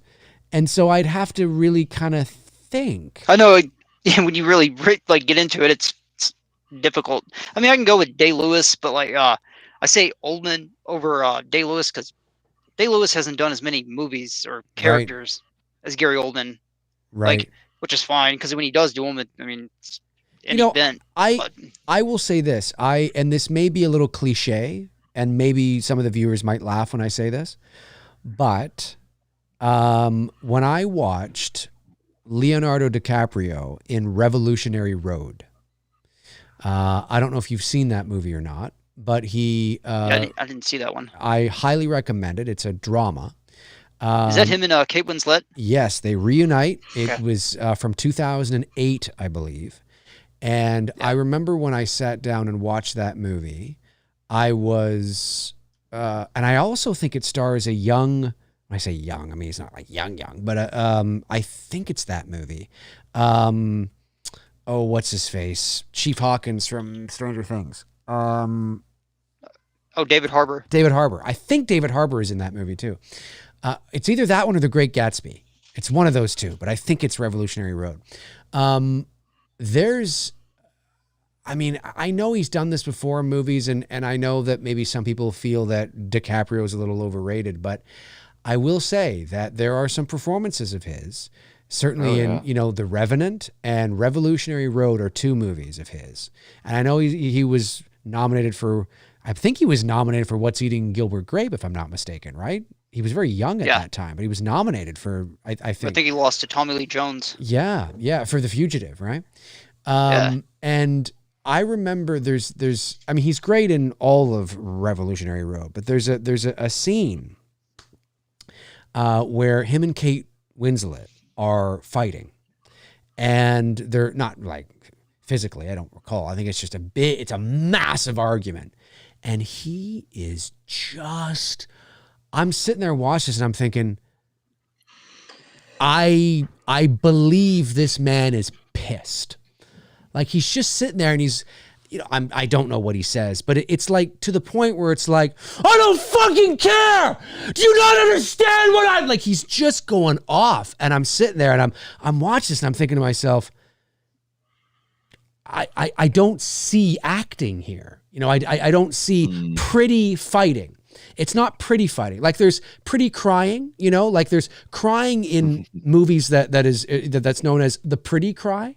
And then there's the dirty cry. And I remember that was one of the things that we talked about with Victoria Miro when we did the first It's Me, Billy. At the end of the movie, when she discovers Justine dead and she kneels beside the chair and she begins to cry. And Victoria can cry. She can let it go. Very talented. And I remember we talked to her about that and, saying that, we really want you, we don't want a pretty cry. We want it to be, we want it to be really, you know what I mean? And whatever that means to her. And she's like, okay, well, I'm going to go there. And when you watch that scene, you see it, in her performance. And just like, and she's really crying. Like when we said cut, she would stop. She'd immediately stop, but the tears were flowing. That's insane. Oh yeah. It's crazy. To witness firsthand.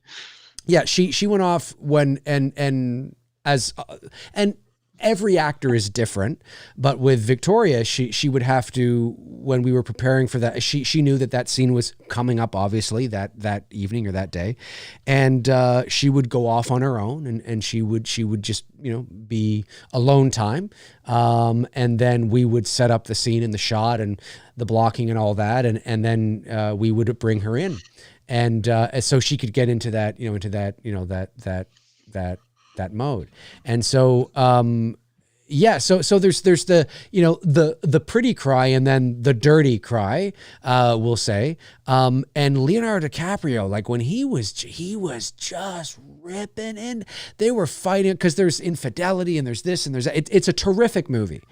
And I just remember watching it going, holy fuck. Like, I mean, he's brilliant. Like, I totally believe this guy is at his wit's end. Like, he has just lost it. And he can't, like, he's, you know how he is in some of his movies, right? Like the teeth, and I'm just like, he's just lost it. And so, and I know it might be a little cliche because he's an A-list actor. And so he's in a lot of things and he's very well known and maybe to some people he's oversaturated. But I just thought it was a terrific movie and a fantastic performance. With that said, he easily could have, I don't know who was nominated in 2009 because this movie was 2008, but I feel it was an award nominated performance. I mean, it was not, but it could easily have been. I don't think he was nominated for Revolutionary Road. Maybe he was. Don't quote me on that. I don't think he was. Can't remember. He's been nominated, I think, 5 times or whatever. But yeah, just absolutely fantastic. So that's one off the top of my head that has always stuck out to me. And I thought he was brilliant in The Revenant too. I thought he was fantastic in that movie. He could easily. He did win for that, solid. Actually. Yeah, he is. You said crying scene, though. I'll bring up a random one. Probably, I don't think it's one people would think of right off the bat, but as far as like crying in movies. Right. I don't know if anybody's seen Roadhouse. I'm about to spoil it from '89. Roadhouse. I'm being a gentleman. Okay. I mean, it's 35 years old. For a movie that's 35 years old. Yeah. But when he finds Sam Elliott's body, Swayze does he's believable as hell. I really believe he's in pain when he cries in that scene. Right. Like that, because I've seen grown men cry growing up, and it feels like that. It's dirty. I mean, it may look handsome because Swayze was a stud, but right. you know, right. But I mean, dude, when he cries in that scene, like that's heartbreaking. Yeah. I hate that because he's just like, you know, he looks like he's about to start shaking. Yeah, I got you. But I also, I guess I didn't even name any of the ladies. I'm a big Frances McDormand fan. That's all right. She's awesome she's great. She's awesome and Almost Famous. I talked to my friend Liana about that recently. And Wood Harris is one I wanted to bring up, and he played Hendrix, Jimi Hendrix. I like him as Hendrix, but I like him in The Wire a lot too. If you've never seen that series, check that out. Yes. I love The Wire. Yeah, I haven't seen it, but I'm aware of it. There's a lot of shows I have to watch. But they're all, yeah. That entire cast is like, they all seem like seems real. So they all do spectacular work. What about you, Nick? Are there any performances that stand out to you in your mind, and they don't have to be like Academy Award-winning performances, but just a performance that really touched you in a way where you're like, fuck yeah, that was really good. Like that really hit me on any sort of, level. Kathy Bates, Misery. Oh fuck yes, of course. You definitely believe she's nuts. I'm your number one fan. Dude, she had me howling in American Horror Story. Sorry, Nick, go ahead. Oh, you're good. But yeah, that's definitely a performance that sticks with me. Jack Nicholson, The Shining. Oh, of course. I know that was one of Stephen King's things that he didn't like, that he felt that Jack Nicholson was always kind of nuts all throughout that movie, and it was supposed to be the progression of the hotel taking him over. But that performance is always so great, especially at the stairs and Wendy. Oh yeah, definitely a favorite of mine. Those are two I can think of off the top of my head right now that definitely stick with me. Great choices. I can't believe I didn't think of them myself. Those are great choices. Yeah, Misery, Kathy Bates, Jack Nicholson, The Shining. Oh yeah, fuck yeah, that's so good. That's so good. There's so many great performances out there, and again, it can be personal as well, right? Like, you know what I mean? Like they don't have to be, for whatever reason. It could be a performance that just, maybe some people haven't seen the movie, haven't heard of it. It didn't win an award or anything. It didn't get nominated, but it was just a great performance, because you can only nominate 5 people, a year. Right. And that doesn't mean that, there aren't other great performances. So yeah, Kathy Bates was so good in that movie. I got one more. All right. Kevin Kline's character in Fish Called Wanda. Won an Academy Award for that, but he is hilarious in that movie. And obviously the scene where he's eating all the fish, that's fucking classic. Well, classic. I agreed. And speaking of comedies, here's one that that everybody who watches the movie will like. You've seen the movie. If you haven't, I don't know what the hell you're doing. And it's Thanksgiving for you Americans south of the border. Our Thanksgiving's in October. Our Thanksgiving's the second Monday in October. But So there's no excuses to not watch the movie this week. Maybe some of you will be. Of course, Planes, Trains, and Automobiles. And John Candy, fellow Canuck, fellow Canadian, John Candy, rest in peace. He was hilarious, absolutely, and will go down in history as one of the titans and great comedic actors of all time. But as with a lot of great performances, dramatic performances, I have another one here in a second too. His performance in Planes, Trains, he's hilarious, first of all. I mean, just, what does he say? I'm Del Griffith, American Light and Fixture, Shower Curtain Ring Division. I mean, Shower Curtain Ring Division. I mean, there's a whole division just for shower curtain rings. And I love that he's got like these swatches, but they're shower curtain rings. They're little shower curtain rings in his wall. I mean, he's just hilarious. Of course, that's in the writing as well, but in the delivery, he's fantastic. And it's my favorite John Candy movie of all time. But oh yeah, his performance at the end, when you realize, oh my God, she's dead. Spoiler alert, but let's get serious if you haven't seen it. I mean, you're just not going to happen. I just ruined your Thanksgiving, folks. The movie's older than Roadhouse. Yeah, it's like, come on. But it is just, it's so heartbreaking. And the way he's sitting there, because he John Candy, and in part, this could be because of his size, because he was a big guy. He was a tall guy too. He was like 6'3" or whatever he was.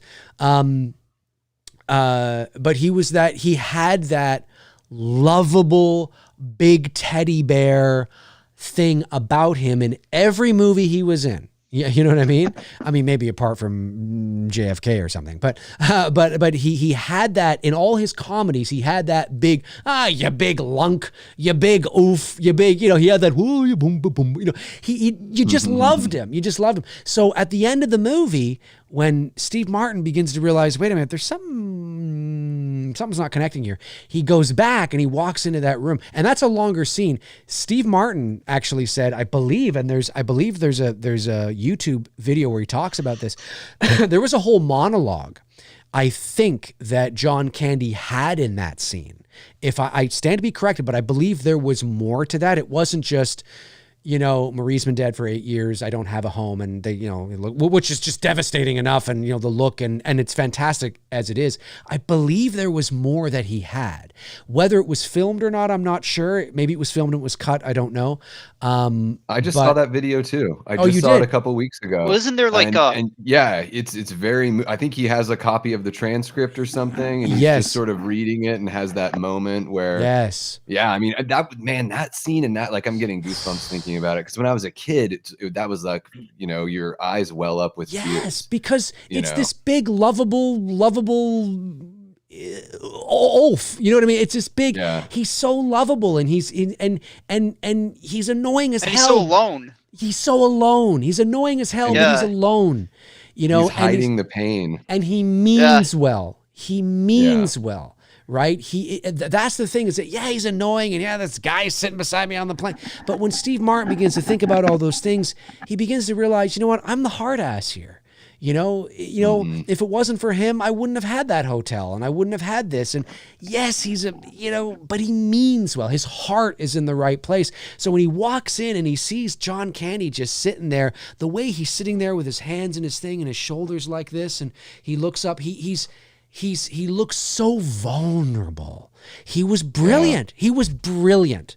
And that's a performance and a movie as well. But yeah, that's one that is just fantastic. And speaking of a guy who was a brilliant, has gone down as one of the great Titan comedic actors in history, but was a brilliant dramatic actor, of course, is Robin Williams. And him in Awakenings with Robert De Niro. Oh my God. Oh my God, he was brilliant in that. 1 Hour Photo. I mean, oh my God, just absolutely fantastic. So many great performances. Again, they don't have to be Oscar-winning performances. None of them, Misery, The Shining, John Candy and, Planes, Trains, Robin Williams. I mean, he finally won his Oscar for Good Will Hunting, which is great, but I think there's better dramatic performances he was great in that movie, but I think he was better in some other films. And I mean, look at the switch between you have him in Good Morning Vietnam, where he's hilarious, Good Morning Vietnam, and he's just hilarious, but there's also a strong dramatic component to that movie as well. And he's brilliant as he was just fantastic. And so anyway, there's a few right there as well. Yeah, to do something like What Dreams May Come, and then do something like Death to Smoochie, which is one of the best like dark comedies of all time, like, and he it would have been an interesting Norman Bates. It would have been interesting. Yeah, I could see it. See him take on that character. Yeah, maybe when he's a bit younger. Have a younger version. Yeah. Younger Robin Williams, like maybe from the 80s or early 90s, something like that. Less coke, but all the talent, less coke. But Planes, Trains, and Automobiles, I watch that every Thanksgiving. I'm sure a lot of us do. I watch that every year on Thanksgiving night. Yeah, it's true. Oh yeah. No, it's my favorite John. I mean, I love Uncle Buck and Summer Rental, and I mean, there's all his movies are great, but Planes, Trains is my favorite John Candy movie. Spaceballs, can't let go of Spaceballs. Oh God, barf. Still one of my favorites. Barf. I have such a tough time with modern parody movies, like all of the scary movies and epic movie and disaster movie and all that, because I was raised on Naked Gun, Spaceballs, Hot Shots, Airplane, and those movies do parodies right. And I don't know what the heck those other movies are trying to do. I know. Oh, and it's so not PC. What I mean? But man, if you're from a certain generation, I mean, look at Trading Places. I mean, you got Dan Aykroyd in blackface, for God's sakes. You know what I mean? It's like, what the heck's going on? It's one of my favorite comedies of all time. I love it to this day. I won't make any apologies for it. It's hilarious. Again, if it fits the piece, then it works. Well, and not everything was created in today. Some things were created before today. That's it. And if you watch it within its context, you know what I mean? It's and he's in it in a scene with Eddie Murphy, right? You know what I mean? So it's again, context, nuance. That's right. It's very important. Well, this has been great. Let me. I know some super chats did come in, so let me get these super chats before I forget. Because I know some came in here. Let me go back to the beginning here. We got JJ sends in $9.99, says, love your channel. Keep up the great content and community. Thank you, JJ. Appreciate that. Antonis Andriotis sends in $4.99 and says, I finally watched Terrifier 3 last night on demand. Have you seen it yet, Dave? I've not seen it yet, but I will. I am curious, so I'm definitely going to see it. You have not seen it, Nick, I don't think, right? So is it something that you think you'll check out maybe one day or maybe not? Hell no. Okay, there you go. Hell no, says Nick Jenne. I want to see. I haven't seen it either yet. Okay, so I want to see it, but I'm the only one. All right. What did you think of it, Davey? I thought it was really fun. I think it's the best movie out of the three. Okay. Because it's the runtime is getting closer to what I find acceptable. 2 hours and 5 minutes, still a little bit long. Right. I think you can trim a little bit from every scene. But I think that if you enjoyed the second movie, I think this one's better. Right. There's a little bit better acting. Lauren Lavera is very charismatic and puts in an awesome performance. David Howard Thornton is hilarious. It's very, very bloody, and there's some stuff that you'll be like, oh, I didn't need to see that today. Right. But that's Terrifier. That's what you're getting. Well, that's it. That's a franchise that has a good score too, and good synthwave pop music as well. A good good modern movie with a good score. Yeah, it helps to create its identity, right? And it's very much, I mean, big films, even though Terrifier 3 was obviously 8 times more than 2, it still is a low budget movie. It was like 2.5 million or something. So they're all low budget films, and they're created to have that low budget early 80s kind of, vibe. And of course you have the synth score in there and everything. It helps to create that identity. So yeah, I do like the music. Josh McKenna sends in $9.99. Thank you, Josh. Oh, we have a new member as well. It says there a new member. I don't know who that is, but thank you, whoever that is. Thank you. Josh McKenna, $9.99 says, I'm a University of Michigan fan as well. I'm actually from Michigan. I normally work on Saturdays, but I took this Saturday off just to see Michigan beat Ohio, says Josh McKenna. I am not a American college football fan, so help me out, gentlemen. Will Michigan beat Ohio? Anybody? It's gonna be that's a tall order this year. That's a tall order. Probably not. We should pick and see if this helps the kilobytes per second. I think we're back. I think we are. Are we back? It might take a second. There's a bit of a delay, but I just wanted to. Oh, no, it's going down again. I wonder why it's doing that. Yeah, strange why it's doing that. Weird. Let me. Yeah, now it's down to like 0 kilobytes. Like, what the heck's going on? Are we back? Can you see if we're back? I think we're back, right? Oh, jeez. We are. No, we're still kind of frozen there a little bit. Looks like we're back. Geeked and Brandon both said that we're back. And see if this helps. I don't know. We're gonna see. And then, yep, frozen for me too. Yeah, people are saying that. Any bad weather rolling up your way, Dave? Looks like we might be back. I think we're coming back. Yeah, it keeps on going in and out. Yeah, it's really, really low, the kilobytes per second. I don't know why that is.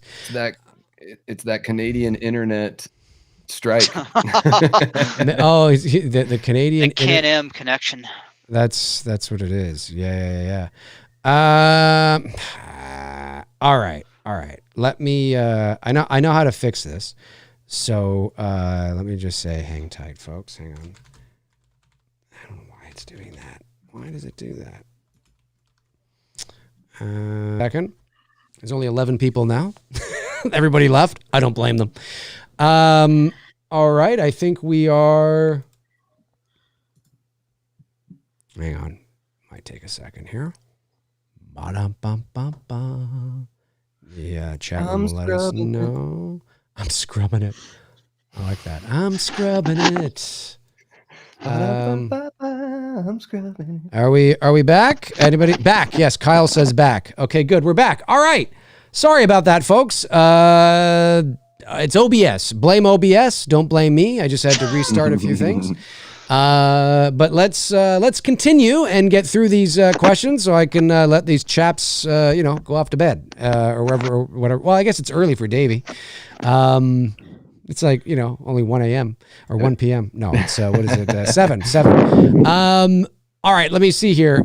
So we left off with Antonis Andriotis and Terrify. No, we were talking about Michigan and Ohio. Yeah, so guys, Michigan, Josh McKenna is hoping that Michigan beats Ohio. Do you think it's possible? Probably not.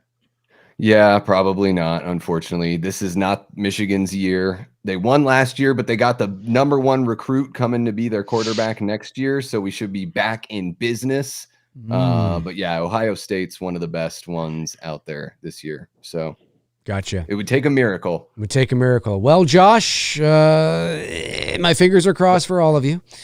Yes. Josh follows up with another. Jack shit about sports. That's all right.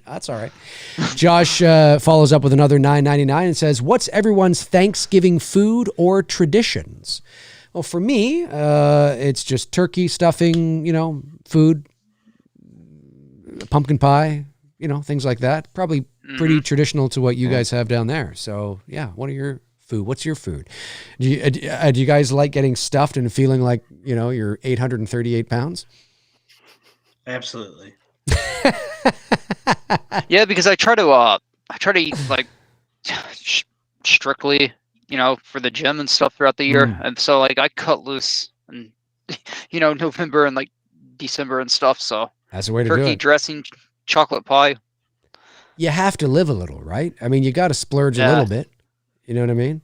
What about you, David? I psych myself up so much where I'm like, oh, I'm gonna eat so much, but then I end up like snacking a bunch before dinner, and then I just have like a regular amount for dinner. But I'm the kind of guy where I will be like in the fridge at midnight, like just grabbing stuff from each individual Tupperware or whatever, like putting together a little midnight snack. I'm a fan of the cannabis, so at some point I'm going to get the munchies. Well, I'm going to have my second helpings. It's 10:16 p.m. here, and I'm feeling a little munchy myself, so I might go make myself a snack after this. Just don't pull an Alex from Grandma's Boy. That's Don't right. do the Grandma's Boy. Oh, God, the oven. That'd be awful. That'd be awful. I don't know what the fuck you are, but I'm going to eat you too. Nick, any traditions or food that's, or is it just kind of traditional stuff for you? All the usual, food, Thanksgiving. Gotcha. But we usually do ours on Saturday. We've always done it, kind of during the game. And so just kind of different that we don't do it on the Thursday. Usually do it between 12, 3 o'clock sometime whenever the food's done on Saturday. And then usually sit around a while, then have a pie, and then we usually play some poker in my family, and then eat more later. All right. And then lie there on the couch.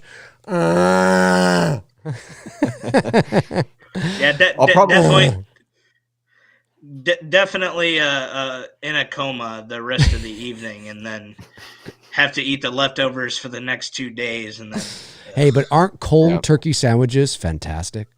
So good. Oh yeah. So good. It's like spread a little cranberry sauce on one side of the bread. You get a little mashed potatoes on the other side of the bread. Some stuffing. There you go. I like to have a cigar. A cigar at night on Thanksgiving is kind of nice. It's finally like cold at night here in Phoenix, so you got to take advantage. There you go. Stogie. I haven't had nicotine in like 4 years. Good for you. That's the way to do it. I don't smoke. So. I quit smoking cigarettes. So good for you. Kyle sends in $10. Thanks. Kyle says, no song gave me more chills in a movie than at the beginning of Zodiac when Hurdy-Gurdy Man was playing during the opening murder scene with the July 4th celebrations around the city as the backdrop. That's a great song. I obviously have seen Zodiac. I'm assuming he's talking about the 2007 David Fincher film, which is a terrific who sent movie. that? That was Kyle. Kyle sent it. Kyle. Yeah. Kyle sent it in. It was a super chat. I remember I love the movie, and I'd have to go back and watch the opening of that film to get a sense of that song again. But I'll take your word for it. I mean, yeah. Antonis Andriotis, another $4.99, says, what's your guys' favorite genre of music? I don't know if I have a favorite genre. Speaking of AC/DC, I will say that my favorite band is AC/DC. My favorite quote from Angus Young is, he says, I'm sick and tired of people saying that we've made 10 albums that all sound the same. We haven't made 10 albums that all sound the same. We've made 11 albums that have all sound the same. And I'm just like, that's right, buddy. That's right. I fucking love AC/DC. Love it. What's your favorite song of theirs to like drive to? I think Money Talks is like, I used that on my story today when I posted about this stream. Yeah. I think that's the best one. That's one of the best road songs. I've listened to it out here. Money Talks. Yeah. Good bit. There's so many, like, I mean, anything from Back in Black, really. Hell's Bells, and I think the one thing I will say, She Shook Me All Night Long is a great song. It is, but it's way overplayed.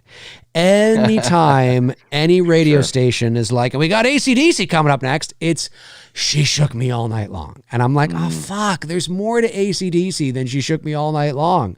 You know what I mean? There's Back in Black.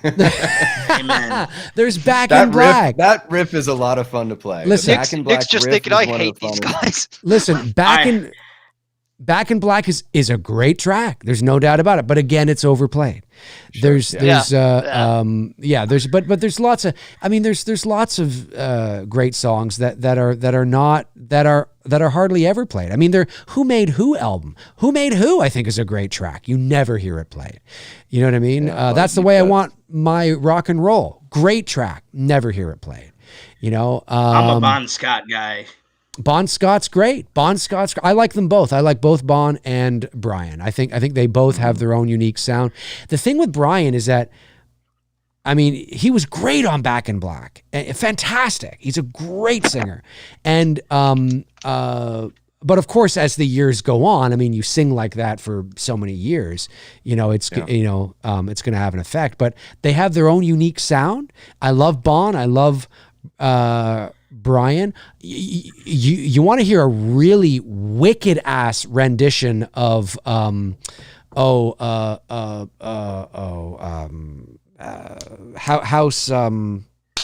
not House of a Thousand. House of the Rising Sun. House of the Rising Sun. I was going to say House of a Thousand Corpses.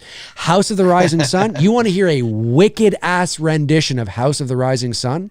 YouTube Brian Johnson, House of the Rising Sun. Oh, it might be his band Geordie that did it, and that was a band he was with before he was with AC/DC.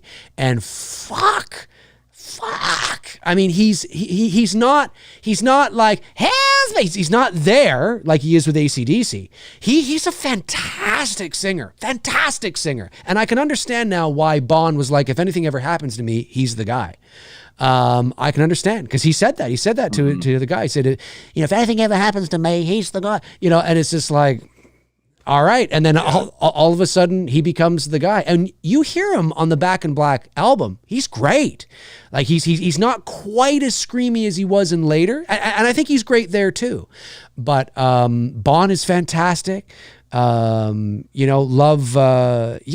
great. I love them. Oh God, what is it? It's like a devil one, or the, Soul Stripper? Is that the Bon one? Soul That's Stripper? a song off of the Jailbreak EP. Jailbreak's a great fucking tune. But Soul Stripper is a great song. Yes, that's it. So yeah, Soul Stripper's great. Love that. There's a deep cut right there, right? So again, like there's the anthems, right? The anthems, which are great. Your Thunderstrucks, your Back in Blacks, your Highway to Hells, all that, of course. But they are played a lot because they're anthemy, right? And but AC/DC will always be my favorite. I love Queen.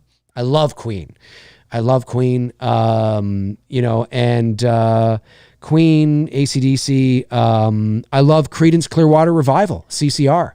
Love CCR. I mean, yeah, I could. You said, I was gonna say, you said House of the Rising Sun. White Buffalo did a kill. I was going to say that White Buffalo did a great version of that. Anybody seen Sons of Anarchy? No, I love that take on it. I have not. Cool. That's a great version of that song. That's cool. It's a classic. Yeah. But what about you guys? Your favorite bands? Metallica for me. Obviously. Then my second favorite band actually is Oasis. Or your favorite genre of music, I guess, was the question. But still, you can talk about both. Yeah. Genre, it's definitely metal and punk rock. Right. Those are definitely the top two. I love all genres, but those are the true loves. Gotcha. So yeah, and Metallica being my favorite band. I'm the same too. Look, if it's got a great beat and it hits me, I don't care what it is. Really, like it could be fucking Britney Spears. Yeah. I really don't care. Exactly. I will bop and rock out to Britney Spears' "Baby One More Time," and I don't care. I saw Hannah Montana in concert, so there it is. There you go. Yep, I'm all over the place. That's it. It's the way to do it. What about you, Davey? I'm all over as well. The love of my life with music is punk rock. I mean, I grew up listening to, NoFX, Bad Religion, Face to Face, that kind of stuff. And then I got into like the East Coast stuff, like Lifetime and Saves the Day. There's a band from Philly that's a hardcore band called Paint It Black. That's one of my favorite hardcore bands. And then a little bit on the metal side too, like Megadeth is one of my favorite bands of all time. But I'm a huge like REO Speedwagon fan. There's that band from Toronto that I told you and Bruce about, Dave. They're called The Band. Yes. Yep. They could arguably be the greatest band of all time, I think. But yeah, I mean, punk rock is what like really moves me. It's what made me want to play music and get more involved. So that'll always be my love. Cool. And Cody, for you? Same thing. I'm all over. I listen when I'm out here, because I go to the gym a lot. Like thrash and punk rock are my go-tos. Well, I've seen you dancing to Christina Aguilera's "Genie in a Bottle," and I got to say, it's it's pretty hot. She should pay me.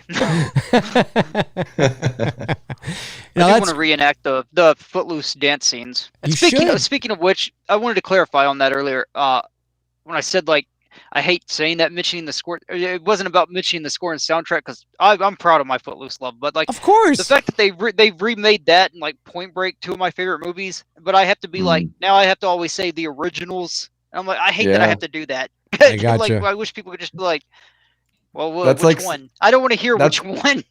That's like saying the early stuff when you're like, what bands do you love? And you're like, well, I love Metallica, but nothing past the Black Album. Right. I need to qualify it. I don't like Saint Anger. Okay. Right. Yeah. They're just the 80s, the 4 80s albums. Yeah. I gotcha. I got you. And then let's see here. Josh McKenna, $9.99 says, hot take. I like Scout Taylor Compton's performance as Laurie better than Jamie Lee. Although the OG is a better movie overall, I think Scout is better. I would rather have Scout come back before Jamie Lee. What do you guys think? I think she's hot. She's so hot. There you go. But she does the. I know Tony's mentioned that before on the show. She plays that trauma part in Rob Zombie's H2 up really well. Mm-hmm. She did a kick-ass job on that. I don't think she's gonna go down as obviously as she's not gonna have the impact Curtis had. But yeah, I mean, I'd like to see. There you go. I can take, bring it on. I hear you stumbling over your words. Now he's just thinking about how hot she is. That's exactly it. That's exactly I it. got to meet her last year. I got to meet her last year at a con. She's really cool. There you go. Really cool to her fans. There you go. There you go. So Scout Taylor Compton to you is like Kathleen Kintmont to Frank. I mean, it's sort of. I think that's her name. Right? Well, she's not my main one like that. I mean, I don't have a cardboard cutout. Well, there's always time, Cody. Oh yeah, maybe we'll go. Every dog has his day. It's never too late for a cardboard cutout of Scout Taylor Compton. Frank's big on Kelly Meeker. He's big on Kathleen Kintmont. Yes. I'm big on Kimberly Beck from Friday the 13th Final Chapter. Okay. I can't really say. It's kind of a weird. I don't know. That character, I think, is 18. Well, it's never explicitly stated, so I just kind of go off the actress's, age. She was in her late 20s at the time, so right. I don't think the character's that old, but there you go. And then Music Man just sent in $20. Thanks, buddy. Really appreciate that. Says, Dave, please give a shout out. It is our wedding anniversary. Well, happy wedding anniversary, Music Man. Is it your first, your second, your fifth, your 10th, your 100th? I don't know, but I hope you and your significant other are having a wonderful anniversary, and to many more to come down the road. Awesome. Well, listen, guys, this has been a lot of fun. I really appreciate you guys being here, and I appreciate you working, with me through the technical glitch there, or we would have been out of here a little bit earlier. But I appreciate that, and I appreciate you coming on, and I appreciate you being a donor, obviously to the campaign and helping the It's Me Billy Chapter 2 become a reality. It means a lot, and it's not hyperbole when I say without your contributions, we would not have been able to do it. Making movies, especially making movies like that, costs a lot of money. And so really appreciate it. Thank you very, very much. And I appreciate you guys being on. I had a lot of fun getting to know you guys and getting to know your taste. So now when I see you in the chat room, obviously I know Davey and Cody, but Nick especially, now when I see your name in the chat, I'm like, it's Nick, the guy that's just fucking sick of AC/DC. Yes. No. The guy that's going to Cody form sentences today. That's it. Well, I'm going to have stumbling over my words. I'm going to have Nick on again as well in the future because he's going to come on with another topic because he picked up 2 McRae Live perks. folks. So he's gonna come on until it's gonna be awesome. It's gonna be great. So that'll be a lot of fun. Stick around, guys, and we'll have sort of more of a formal goodbye after we close here. But thank you everybody for tuning in. I really, really appreciate it, and thank you to my moderators, of course, Brandon Collins, working overtime here today. Really appreciate that, Brandon. Thank you. Thank you to the super chats that came in, the non-super chats as well. Sorry we weren't able to get to those tonight, but of course I appreciate the contribution and the engagement. You guys, I see you guys talking amongst yourselves, and it's always great as well. And I will be back very soon with another episode of McRae Live, probably at some point this week.